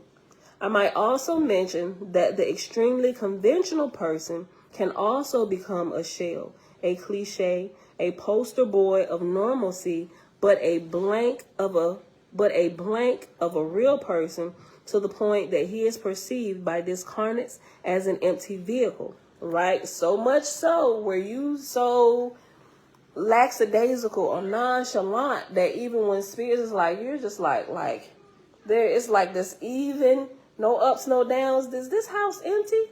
Like you're perceived by discarnate entities because there's this, like, is anybody there? Because like there's like, no, we don't see any movement, no up or down, where we give the indication that somebody is there operating. There is this, like Bueller, right? So the discarnate entities thinks it's an empty shell, right? And so they're going to come and try to occupy the house. Listen, I might also mention that the extremely conventional person can also become a shell, a cliche, a poster boy of normalcy, but a blank of a real person to the point that he is perceived by discarnates as an empty vehicle.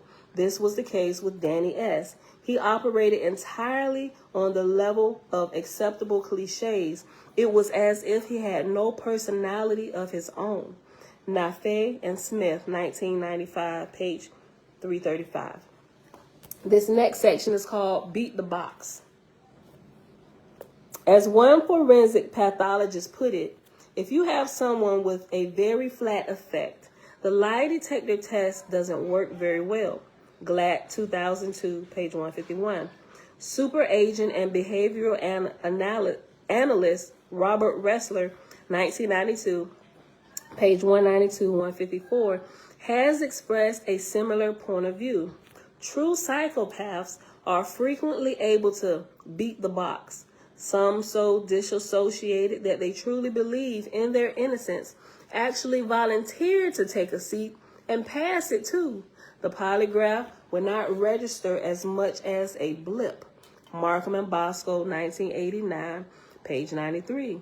Mark Hoffman, the Mormon bomber, passed the test with flying colors.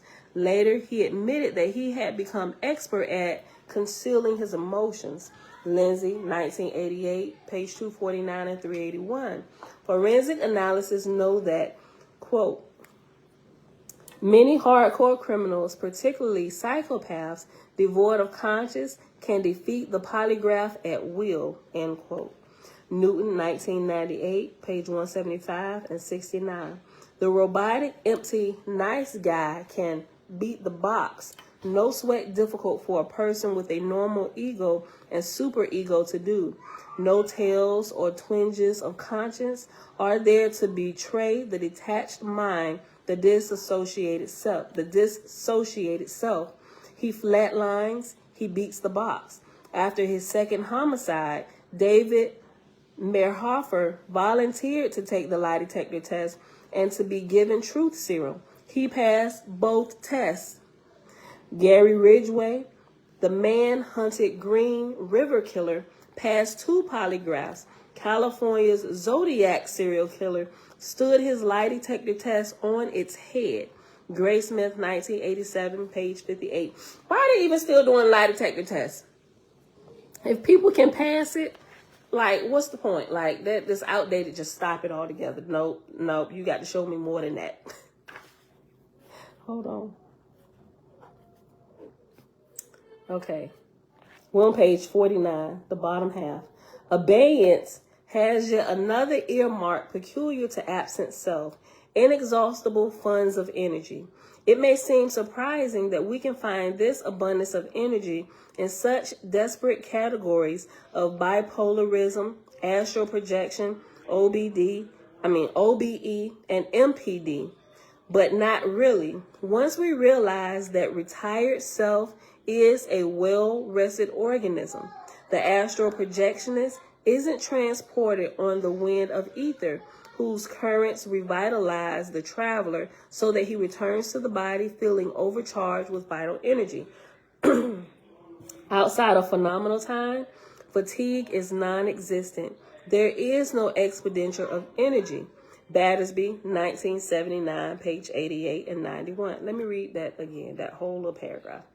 Abeyance has yet another earmark peculiar to absent self, inexhaustible funds of energy.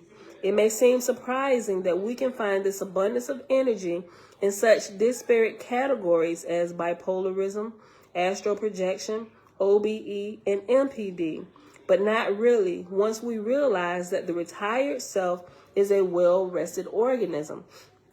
The astral projectionist is transported on a wind of ether whose currents revitalize the traveler so that he returns to the physical body feeling overcharged with vital energy. Outside of phenomenal time, fatigue is non-existent. There is no expenditure of energy. Battersby, 1979, 88, and 91. So those, say somebody who has went into the sunken place and somebody else is driving their body, sometimes they'll have like superhuman strength. They've been running for 14 days straight. Oh my gosh, they ain't even using their energy because the real person, they're over there sleeping. And somebody else driving their body from the spirit realm who does not operate on the same rules that we do here. They're not going to expend any kind of energy. And when they let Jane take back over her body, Jane gonna be well rested. Hey y'all, what happened? I'm just waking up.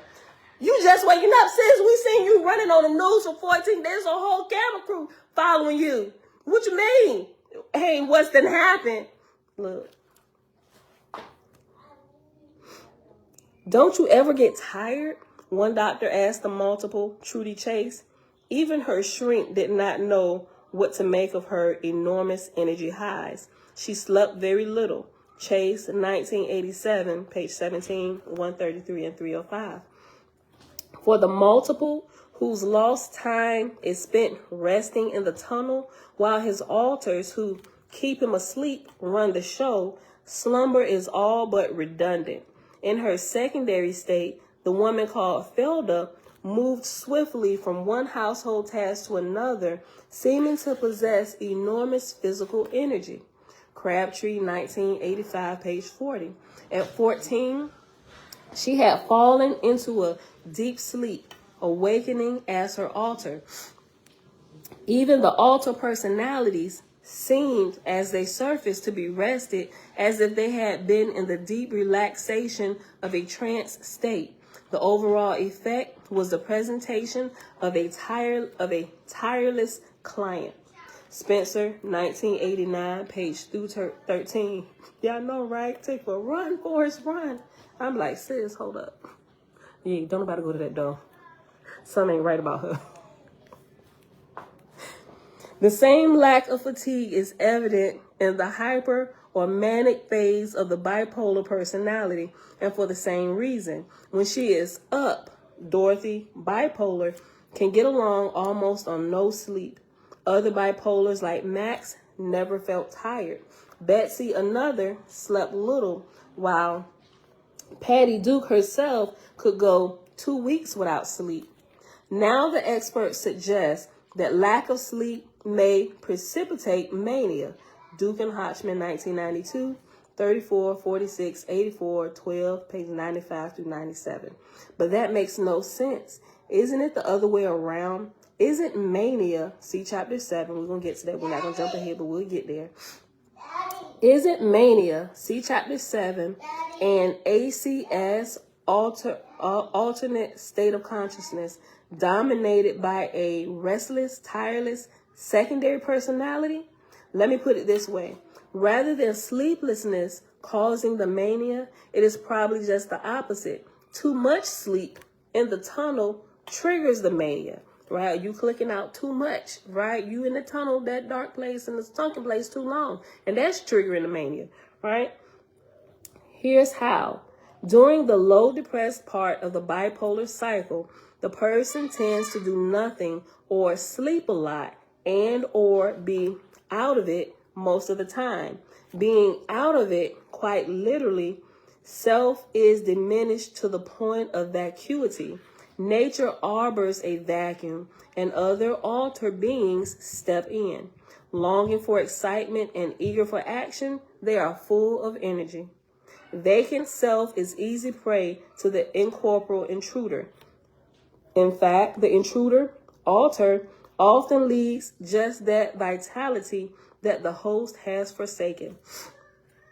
Empty self, in short, listen, I just thought about something. Think about when people get drunk, right? When you get drunk, they call alcohol spirit. What kind of spirit you want? You want the spirits to come from the dark liquor or the light liquor? Now the dark liquor, they gonna take you on a wild ride. The white liquor, they a little obnoxious, but they ain't gonna get you in as much trouble as the dark liquor spirits are. Which one? Is think about people nice and quiet and shy and reserved. Give them a little bit of spirits on the inside of them, right? They tell you in the ABC store, spirits. Like you can literally go pick the spirit you want to come in and put you in a sunken place. Like I've seen this with many people who love alcohol, right? And look for it. Yo, that's why I paused the other day. Yes, was it yesterday? That's why I paused. Because when it was talking about the dilated pupils, I immediately had a flash of somebody I was talking to after they had got real pissy and the eyes were dilated, right? And I'm just like, darn. And it didn't click to just the other day when I was, and I had already listened to this book twice, but it didn't click. So I was reading this out loud and I had that flash and the pupils being dilated. Right? Listen, they can literally go choose. They don't know what they're doing. They just think, oh, we having a good time. Like, y'all playing with fire. That's what y'all doing. Right? The pupils dilate. Right? And it's like, okay, who is we talking to today? Is we talking to Tony? Is we talking to Tina? Is we talking to Ike? Who is here? Look, Henny, vodka. Look, spirits knowing they finna run amok, BC. Look. Like, man, only if y'all knew what y'all was playing with. And they put it, what spirit you want today? Right? We keep it open. At least in Virginia, you got to about this time and we close the doors. Right? But come get all you want. Listen, hold up. Where was I at? Hold on.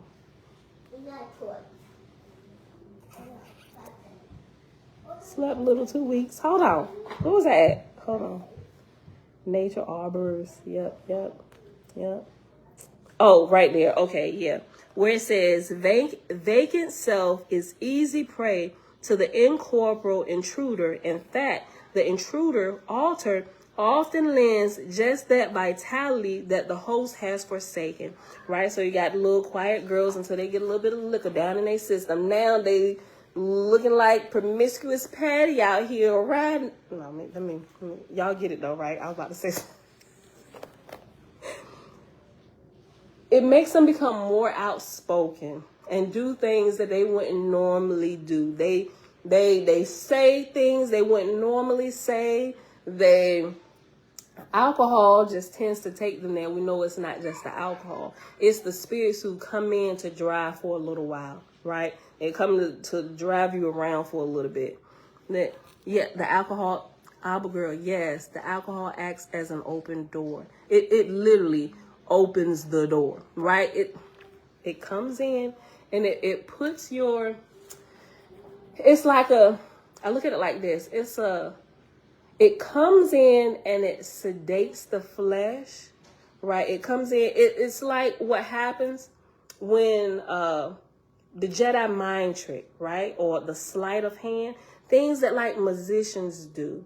Not musicians, magicians, right? And they come in and they put all your senses at rest. They relax. Go ahead, take a load off. Go and sit down. We're going to run this shit. No, you done had a hard day. Go ahead and just get your glass of wine. Get to, you know what? Ain't nobody here. Take that whole bottle. Take it to the head, right? You got a couple more. This is a real bad week. Listen, it's a 4-day weekend. Just break all the bottles out. Call over homegirl. They don't want to come. Enjoy these yourself, right? And you get pissy. Next thing you know, John Wayne Gacy done showed up. And now you on a 7 o'clock news because you done beat your wife. And he like, what? He waking up in the cell the next day. What happened? What they say? Oh my God, baby, I'm so sorry. Like all this stuff we see, right? And it's like the men and women, it happened to men and women. It's like they black out because you didn't use that alcohol to sedate yourself and allow the spirit to literally just walk in and take control of you, right? People playing, I like that Nazarene scene. It's a liquid trance. That's exactly what it is. It's a liquid trance.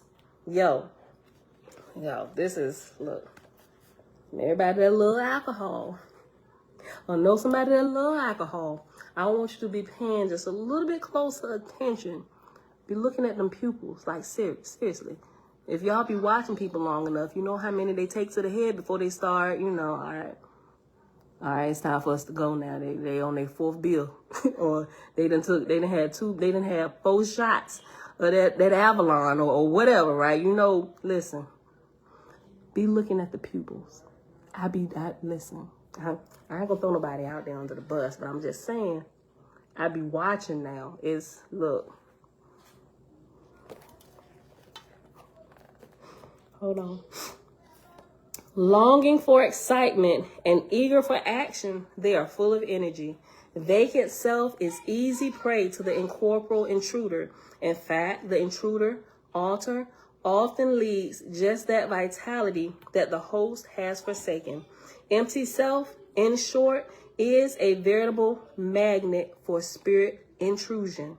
Quote, what has been made empty may be filled by the biblical 7 devils.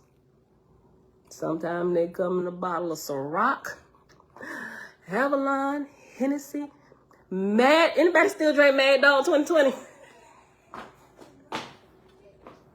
Listen, Mad Dog, I had you acting like a Mad Dog. That was the first alcohol I ever got drunk on, and that was the first and last time I ever got drunk. I said, this life is not for me, right? And I was the quiet girl, too. You ain't gonna have me out there. People talking about me. No. Drinking is not for me. Which is why it's so easy for me to take the Nazarite vow. I ain't never got drunk. I had sipped some alcohol since, but I'd never, like a couple sips. And I just could never really just get over the fact that alcohol is absolutely disgusting. Like, people have to make themselves keep on drinking. Like, do you realize you're drinking ethanol?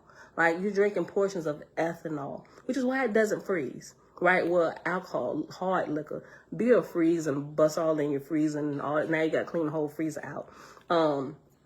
But I'm not going to just drink gas. And that's what people do. And that's like, isn't it? Yeah, it's nasty. So I just throw it back because I'm just trying to get the buzz. I'm just like, what sense does that make?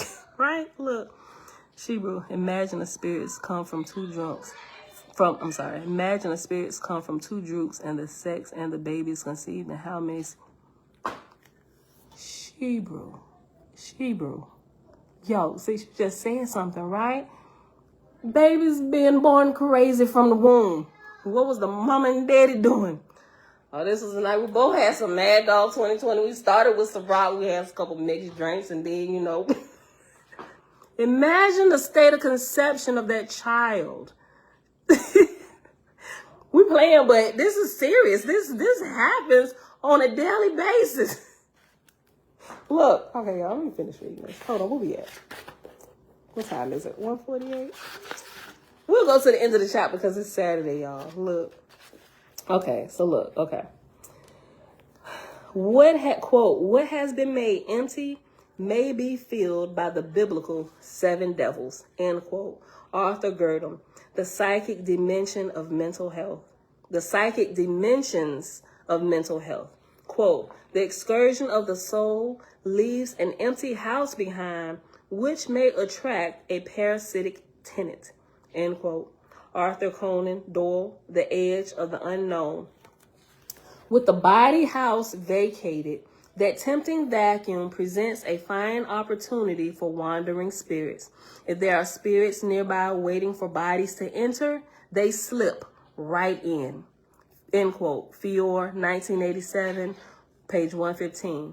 Quote, the devil plays in the empty pocket, end quote, is an old German saying.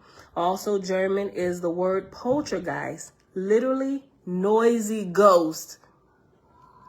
I just thought about something I told you the other day. I heard this, which I thought was my husband walking in. They were super loud. Listen, boy, he better not come back, or she, whatever it was, because I'm going to ask, who are you and why are you here? Like, what door has been opened that allowed you to come in here, right? Look. The devil plays in the empty pocket. I might use that for our title today. The devil plays in the empty pocket. The devil plays in the empty pocket is an old German saying. Also German is the word poltergeist, literally noisy ghost, which we have adopted in the English language to cover the bizarre displacement of things, usually household objects, spontaneously moving or breaking all by themselves. My sister, I told y'all about this a couple times when she had first got married. Whatever poltergeist or ghost or spirit that was lingering around, or deceased family member that was hanging around, I don't think they like her husband too hot, right? Because decks of cards would just fly off the dresser, like seriously. And this was a few months ago, right? They would just, stuff would start happening, and she's like, "Girl, Pam," she said, "Girl, let me tell you what just happened." Was she here? She might not be. I think she at work. But stuff would just literally just fly off the dresser. The back door would open, like after, because it's not one that it's something wrong with it where you gotta change the thing or whatever because it's not closing all the way. No, the door closed, right? And it will come open. They will go upstairs, like everybody would be upstairs, right? And the doors would be locked. They would come back down, and they got a fence all around. Anybody jumped the fence? She had the Ring cameras and stuff. She checking the camera. The door would be unlocked and open, right? Things like that. It's crazy, y'all. Listen. Such cases, let me go back. The devil plays in the empty pocket is an old German saying. Also German is the word poltergeist, literally noisy ghost, which we have adopted in the English language to cover the bizarre displacement of things, usually household objects, spontaneously moving or breaking all by themselves. Such cases lend themselves to a spiritual interpretation involving the abeyance, passivity of a human subject. That person or focal agent, as case studies indicate, is usually an adolescent. In fact, it is believed that he or she is actually the human battery for the phenomenon. The youngster is, quote, used to supply for the ghostly activities, end quote. S. Smith, 1968, page 106. Once deep analysis is undertaken, the child or teenager is usually found to be in a classic passive-aggressive state. It was quite a remarkable discovery that most of these children, focal agents, are not living with their natural parents, and they are overwhelmed by a seething resentment and hostility. Yet all their anger is denied, suppressed, bottled up.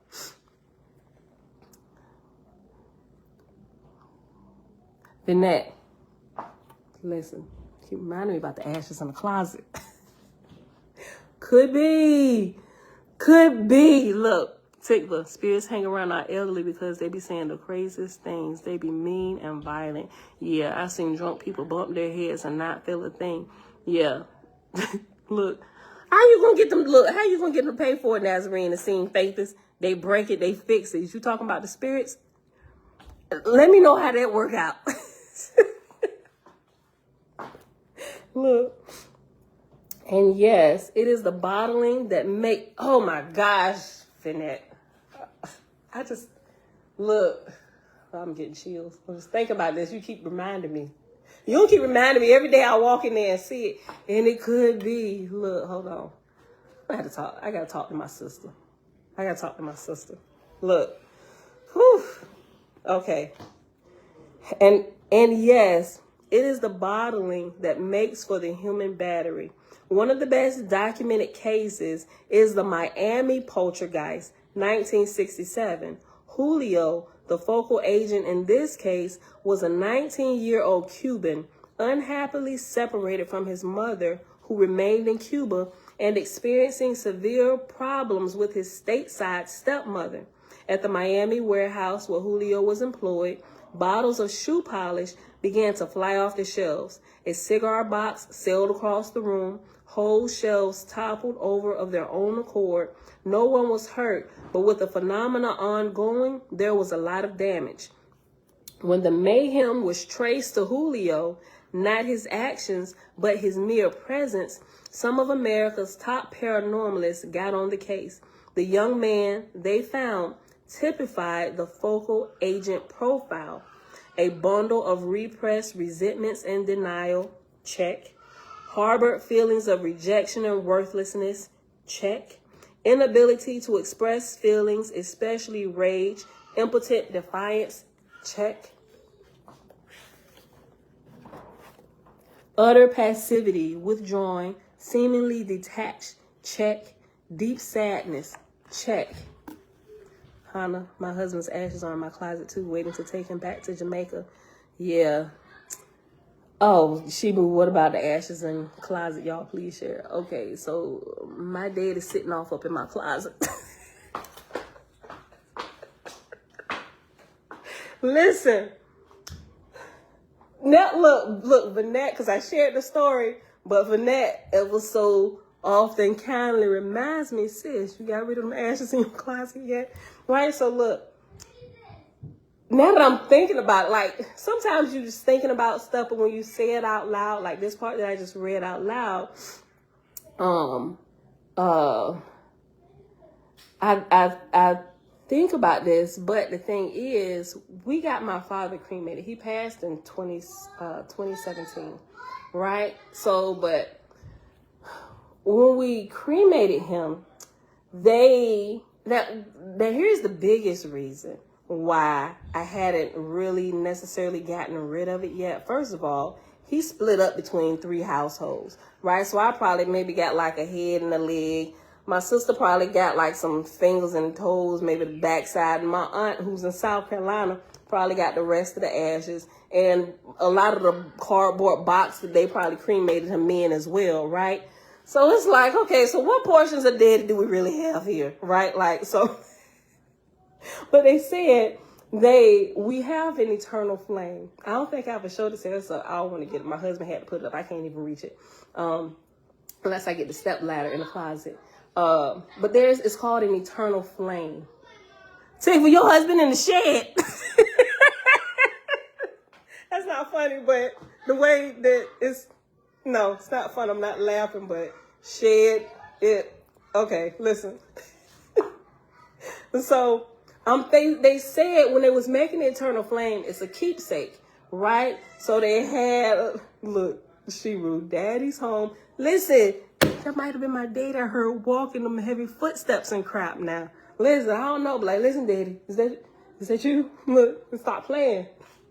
He probably like, girl, if you don't go bury this piece of my body and go talk to your sister and call my sister and tell her to put the rest of my ashes in the ground. This is what we're dealing with right now, right? So I'm not sure. They said they was going to take some of the ashes, and with the eternal flame that was inside of it, because it's beautiful. It's like these colors inside of the glass flame, right? And it literally looks like a flame. It's about this big, that wide around. It's glass, and it's like a swirling flame, and inside is the different colors. And they put some of his ashes inside of it when they did it, whatever, they molded it in a fire. This is what they told us they did, right? So I'm wondering, I was like, do they really do this, or is this is just something that they selling to us to make us think they really put the ashes in here, but they didn't. They just saying they did. So I'm like, is his ashes really in here or not? Right? But some of these paranormal things, I'm like, maybe it is some of the ashes in there. I don't know. Hey girl, hey, look. Yeah. Can you see it respectfully? Are you talking to me? You want to see the flame? I'm gonna wait for BC to answer that. That's what you asking me to see the flame, or you talking to? I think you probably asking me, can you see the flame? You asking me, can you see the flame? BC, yes, no. Yeah, I'll show it to y'all. Hold on. Elijah.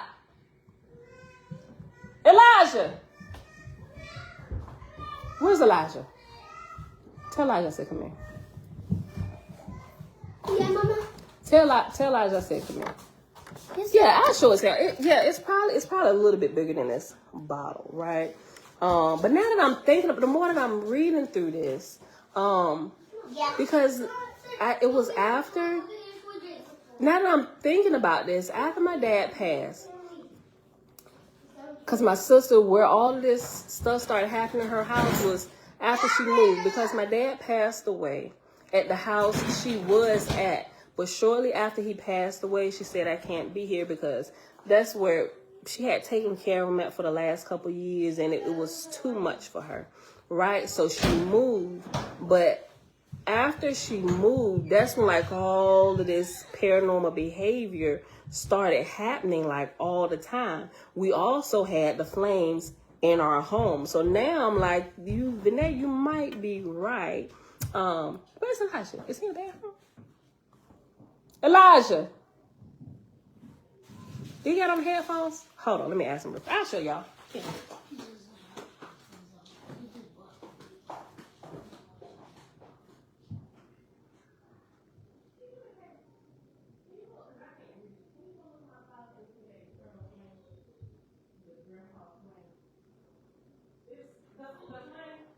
You see it sitting on the very top.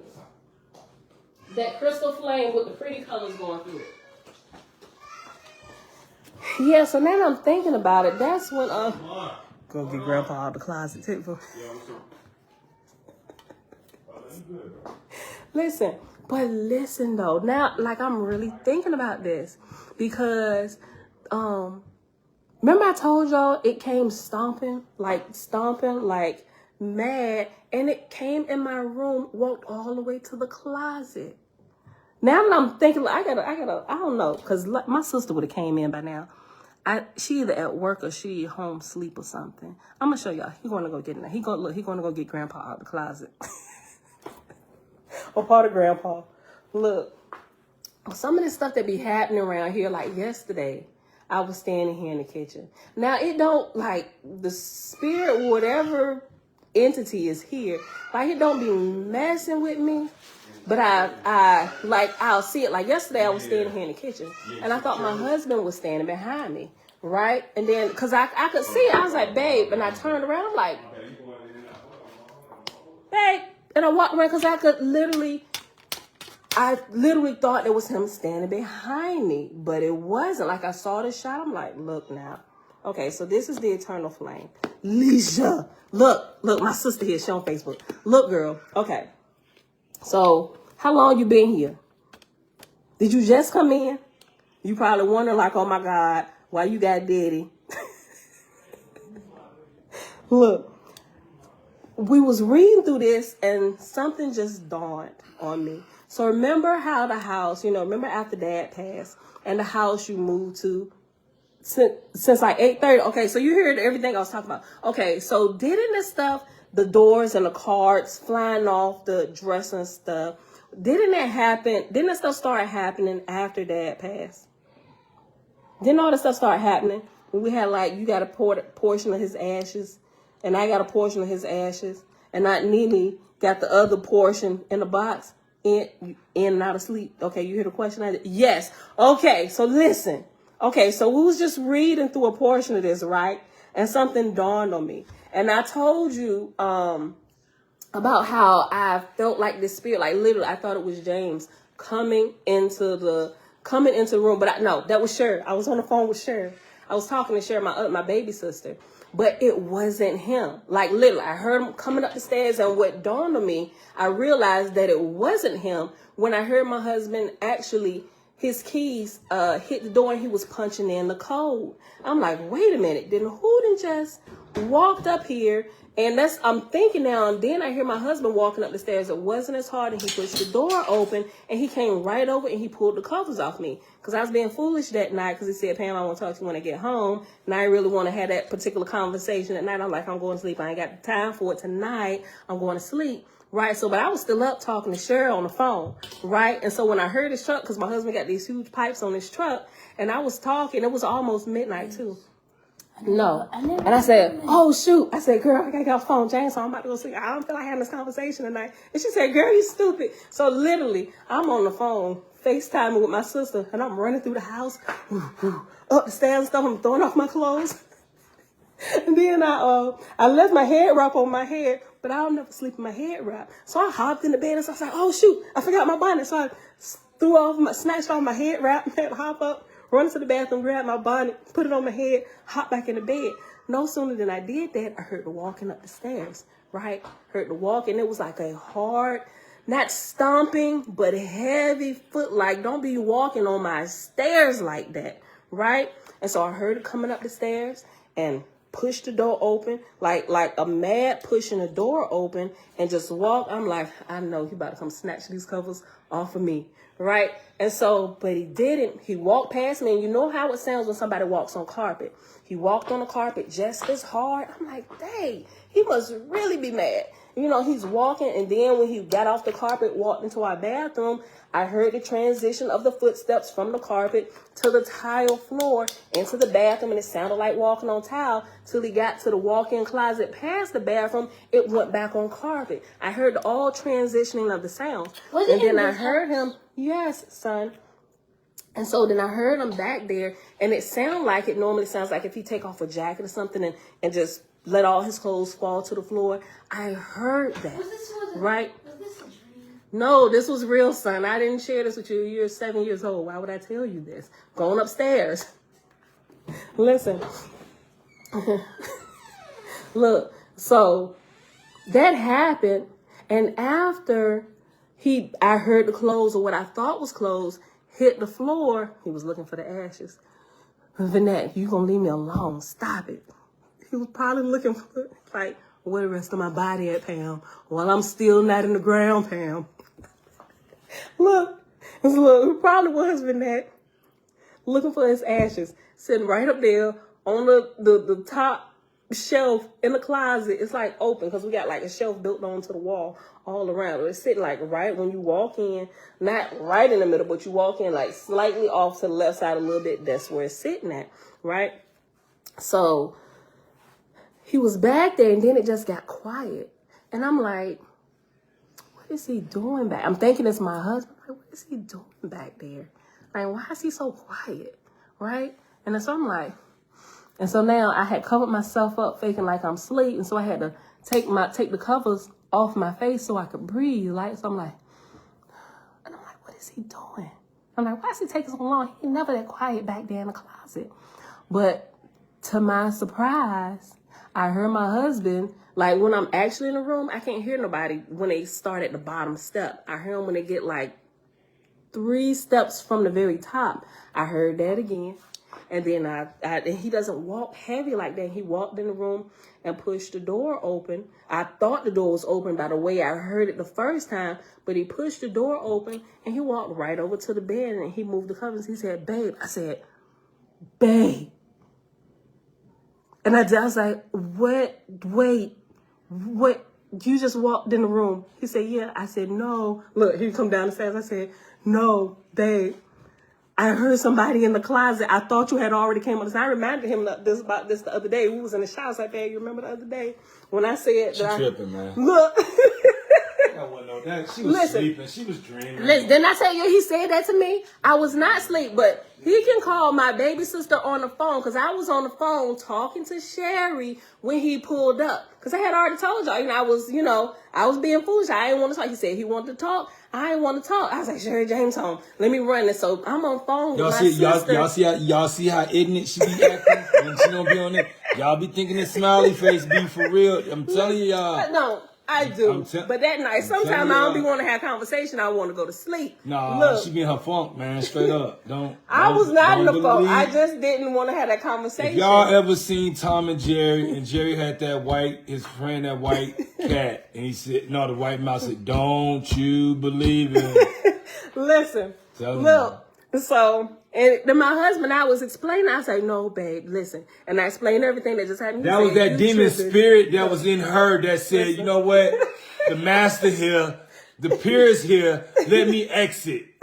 That's what it was. That was that demon spirit coming up out of her saying, I gotta go. I gotta go. I'll be back. I'll be back. You always entertain me every 2 days, so I'll be back in a couple days. Well, listen, if we want to be serious about it, it showed up when you showed up. It was leaving your body, not me. Don't blame your demon on me. Look. You can't put your demon on everybody. Look, let me tell you something. Anytime something crazy like this happened, remember when the whole Julian Spirits thing happened? I had ordered that book. He was talking about something. You get rid of that book or I'm leaving.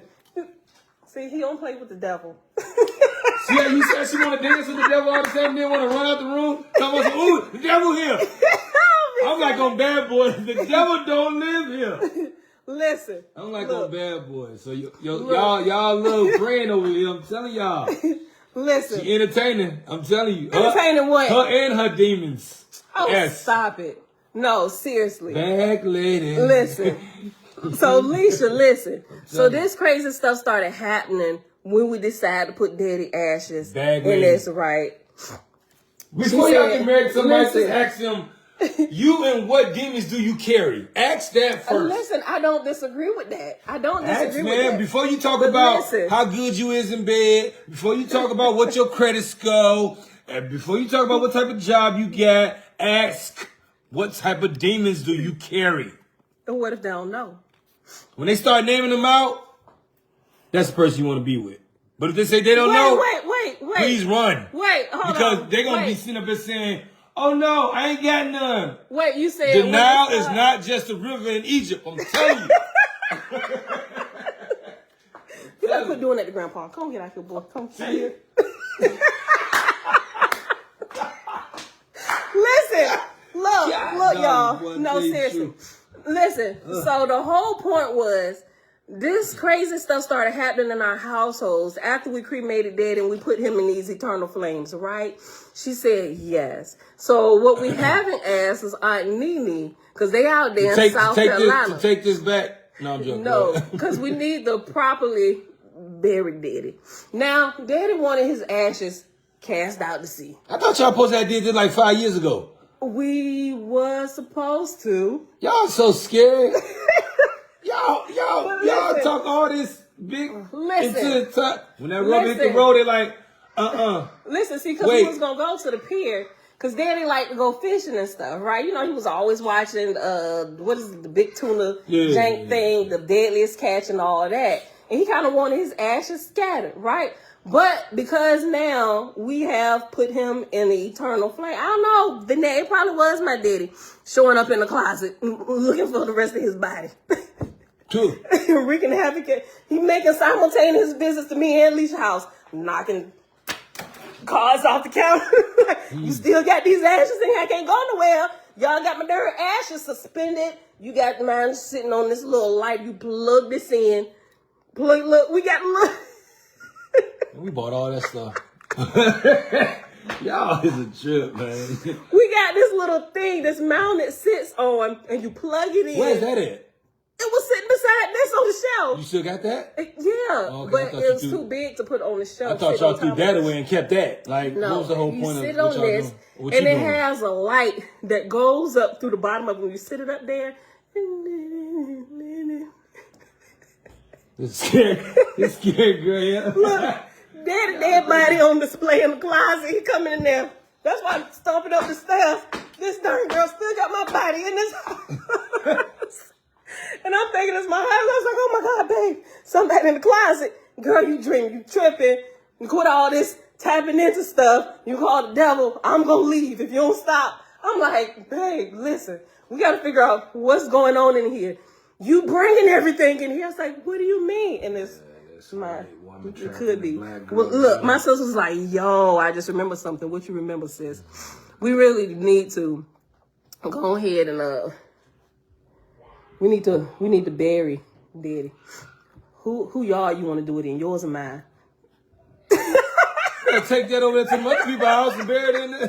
What's wrong with you? No, seriously, I have been thinking about this. I was wondering if we should actually just go get a plot instead of like tossing it, because I don't know if it would be considered littering, like tossing this off the pier or something, you know, and somebody sees they threw something in the water over here on Buckrow Beach, you know.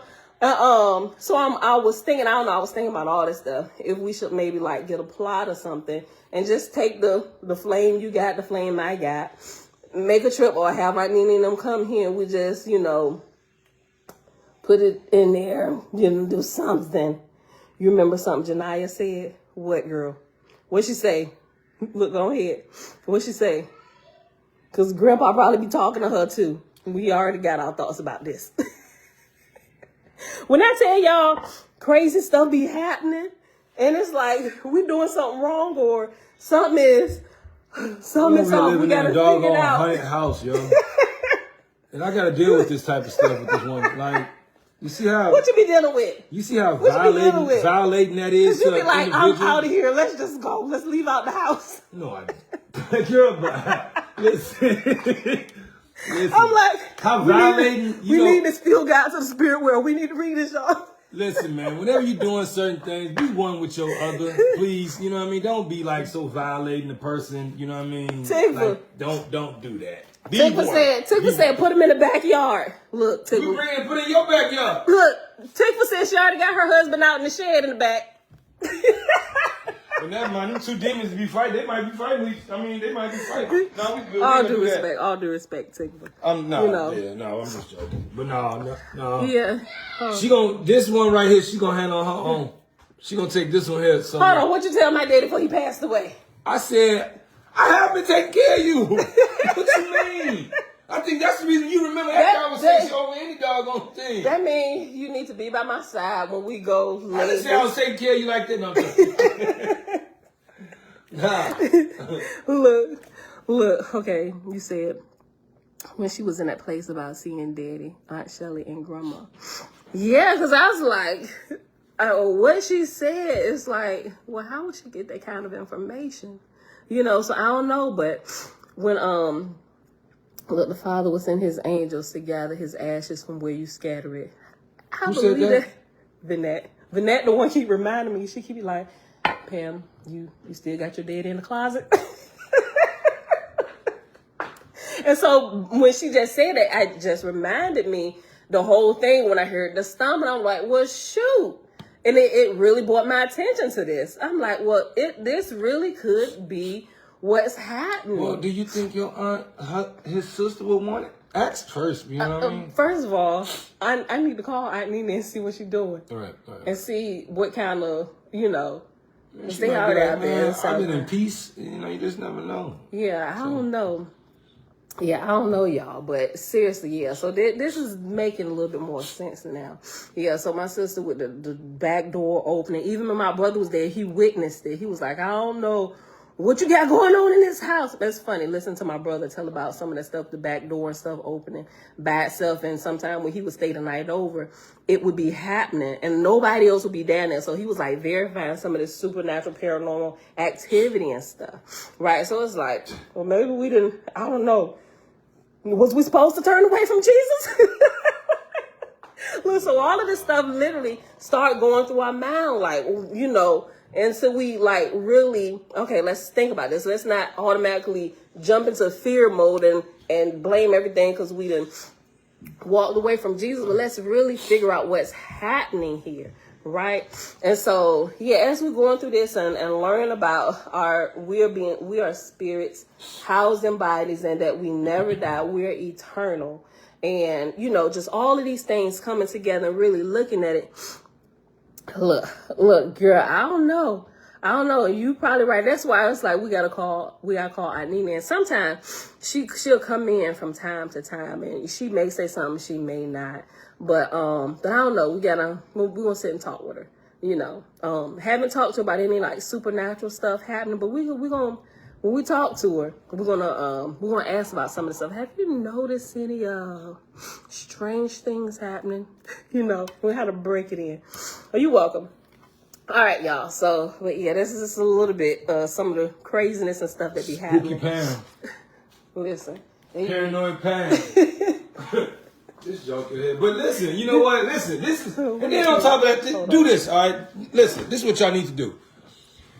Any men listening, women, y'all do this, period. But if it's men, and maybe y'all women can tell y'all husbands or significant others or whoever, listen.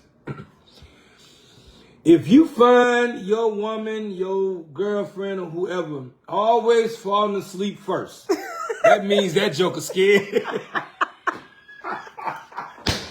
That joker scared at night. Look. That joker be scared at night, Joker. I'm telling you. Let me tell you that something. joker heard on his age. I'm like, yo, listen. Time going back, time going forward. It don't matter with this joker here. He is exaggerating. This joker here will try to go to sleep while the lights on. Then she get mad. Look. Cut on the movie. I'm like, nigga, this ain't no bedtime story. Cut on the movie, so, you know, I'm just going to go to sleep with a movie on. That's why your butt be having all the weird dreams. Nigga, All this stuff coming in through your skin. You talking about some, I had a dream. I was being attacked. No, that was the television. It had nothing to do with your dream. Then she wake up. He over exaggerating. Sweating. Now, It's hot. Listen. You cut the TV off and this girl sleep with blinders on her. I'm like, yo, this is the most ridiculous. He is completely exaggerating now, y'all. I'm gonna video record it. I'm gonna put it up. I'm gonna post it up. Put it up. Put it up. Telling y'all, she gonna be like, that wasn't me. Put it. Tell you, this joke is a dish. Listen. Man, this is listen. Listen. Listen. No, listen. If I wasn't smart enough, listen. I believe something that's. I'm telling this joke here. No, listen. Man, it's now, a joke. for real. I don't like to sleep in a pitch black dark. I do. He like to sleep in pitch black dark. It's quiet. Now, listen, it's quiet to you, but it's always Hey, a face your crazy. demons. What you scared for? You scared? Listen, So the afterlife listen. Your demons be attacking me. Look, he be sleeping soundly, and I be getting attacked. No, And you I- don't. Listen, look. Now let me tell you I talk to something. mine. I'm cool. I'm a Gemini too, so it is what it is. So I'm used to this. Anyway. Let me check your eyes. Turn right here. Let me see. Let me get your people's. But yeah, listen, once again, Look. if they fall asleep before you do, Look. and they always want to hurry up every night, let's go to bed. It's still daylight outside. There's still things to do. Y'all, if y'all been here long enough, y'all can tell when he exaggerating a little bit. Yeah, I don't know about that one. He's quite the comedian. No, now seriously though, I don't like to sleep in the pitch black. I really don't. I don't like to sleep in the pitch black. But I will, if it's too much light in there, I will grab my little night eye covers and I'll put them over my eyes. Cause You know what that means? Watching TV. You know what that means? You know what that means? She But- put on her night covers, but she leave her nightstand light on. Cut the nightstand light on. I gotta come over there. She don't even want to reach for it at night. I gotta walk around the bed and cut her nightstand light off. And then she say, "Thank you, babe." Like you can reach over and cut it on yourself. Are you Now scared? listen. That girl scared to move. No, I'm not. Listen, Here's the now, move. for real though, for real. I don't like sleeping in pitch black. And especially since the shenanigans and the loud footstepping and walking into the closet every night. I walk in like closet, lights clockwork. stay on. Look, The and light I in our still doggone close the door. The light in our doggone shower stay on. Yes. And the bathroom light stay on. I'm like, dude, what you got going on with you? Look. Now then on top of that, she got, oh my God, listen, she got her phone, light, then she got Alexa. Yeah, dog, you got so much stuff. Then she got one headphone in her ear. No wonder this joker got all this stuff going on. She have no quiet time. No, she got all these spirits just hoovering over the top of her. Which one of y'all want to deal with? Listen, he is really exaggerating, y'all. He is exaggerating.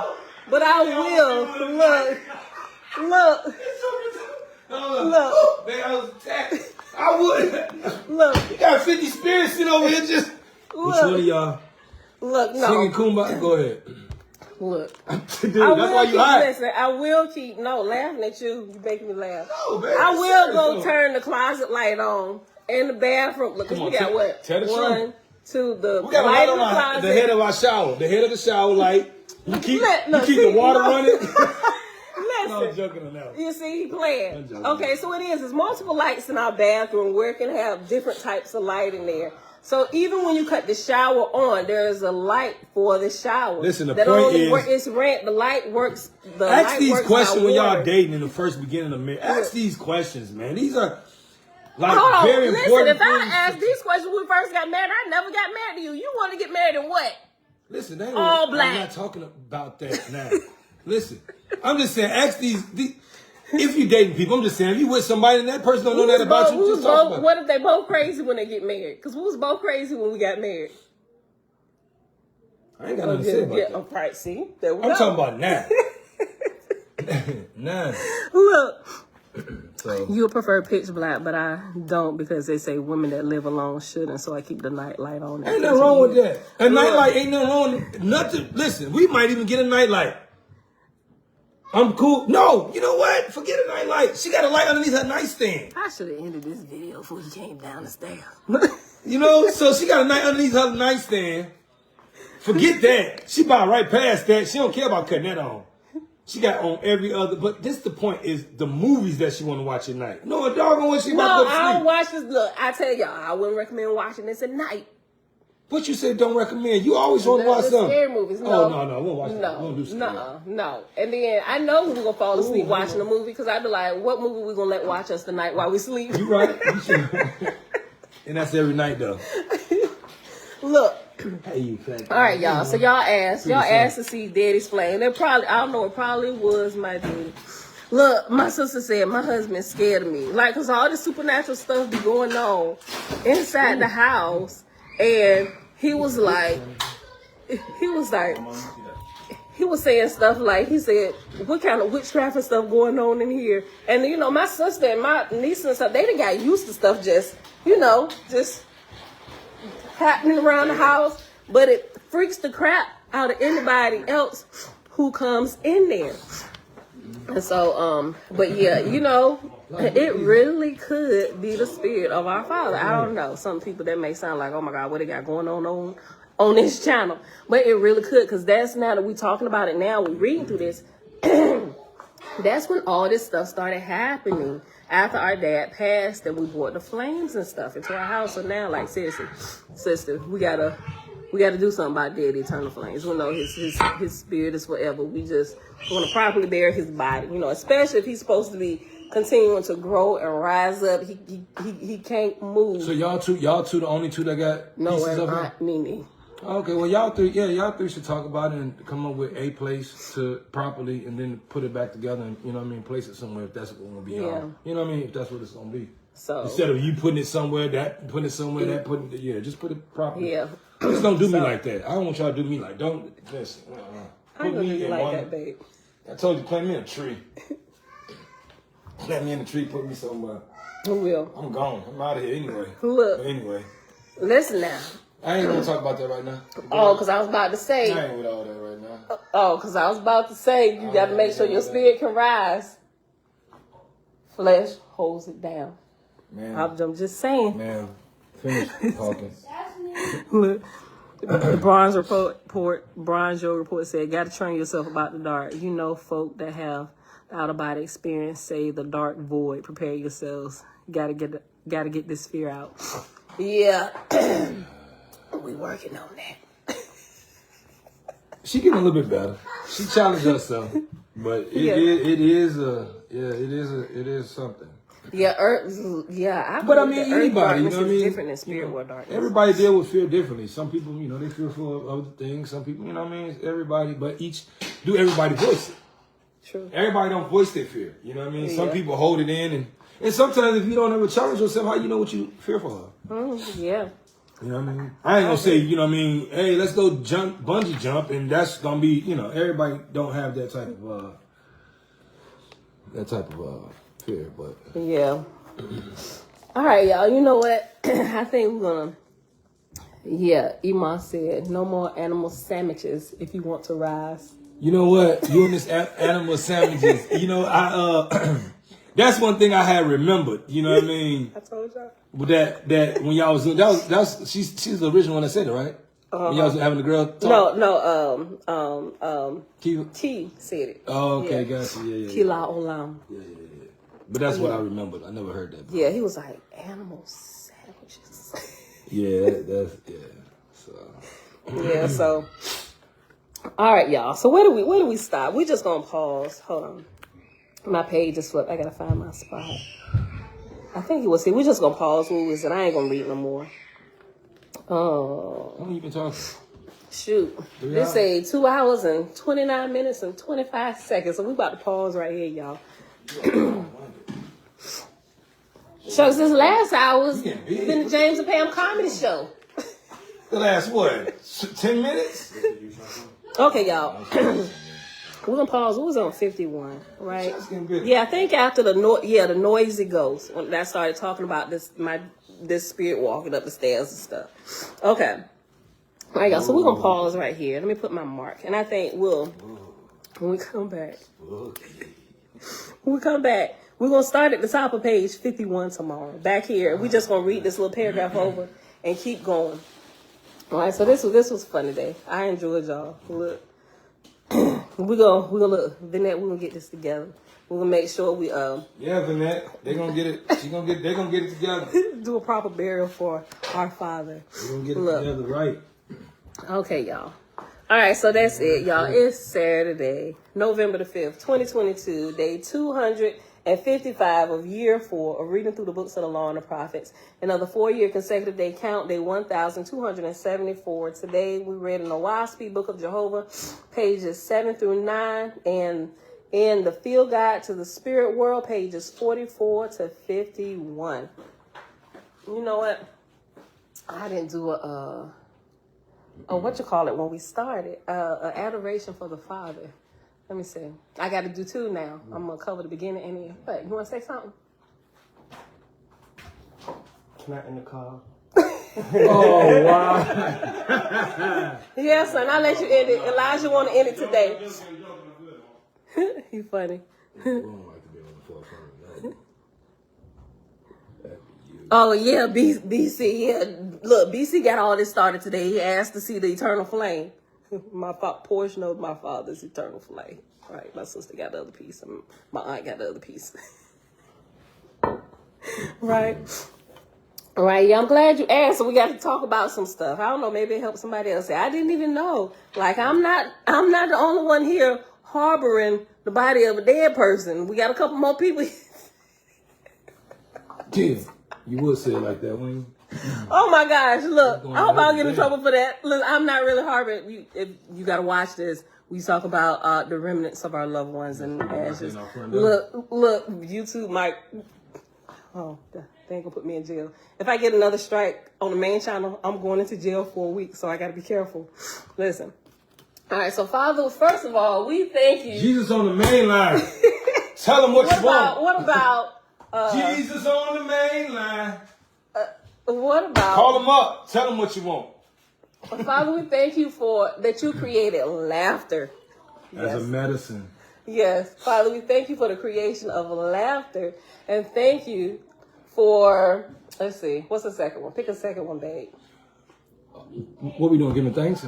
Yeah, adoration for the Father. Oh, man.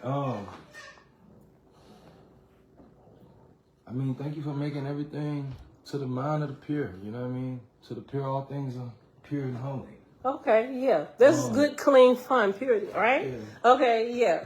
All right. Man. So, Father, we thank you for that. Yeah, well. Thank you for who you are. Help somebody today. It's how you are. I hope we help somebody today. Thank you for your creation. Yeah. Look, yeah, Jan Ayana here telling stories. Look, they was listening to me. Look, they over there getting started talking about some of these spooky, scary stories that be happening in our houses and stuff. The teenagers love to sit around and talk about stuff like this, right? Yeah. You don't need to watch a movie. Thank you, Mom. Just talk about us. Right. You need to watch a movie for it. Just come over here. We got it all over here. And your sister stay right around the corner and just walk from here to there. You get a whole lot in this doggone. Listen. Shoot. I mean, you get a lot. Trust me. I don't even know why they even let us move over here. If they knew what was going to happen, listen. I can only imagine. Vinette talking about some of these people, that's about some of these doggone garage doors might not close.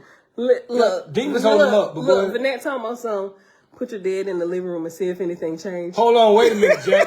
Now you're going a little bit too far. You know it was okay when we had them confined to the closet. And locked the door when we shut it. No, I'm joking. Listen, man. But seriously, he may not be laughing about it, but he could be. But my dad was a jokester to the core. He would actually enjoy some of this funny stuff, but seriously, he'd be like, all right, now funny and jokes. It's over. Go ahead and dispose my body properly so I can go ahead and keep growing, Pamela. You and your sister, Alicia. Let's go. All right, joking time is over. I give y'all responsibility, and look what y'all doing with it. I knew I shouldn't have gave y'all that responsibility. I knew I shouldn't. Look, this is all right. I can trust Pam. Leave it to Pam. Pam, the main one down here. The main one. I should have gave it to Vanilla. Look, my mom in the comments laughing too. I would have gave it to Vanilla. Vanilla would have did it right. At least she knew what go transpire.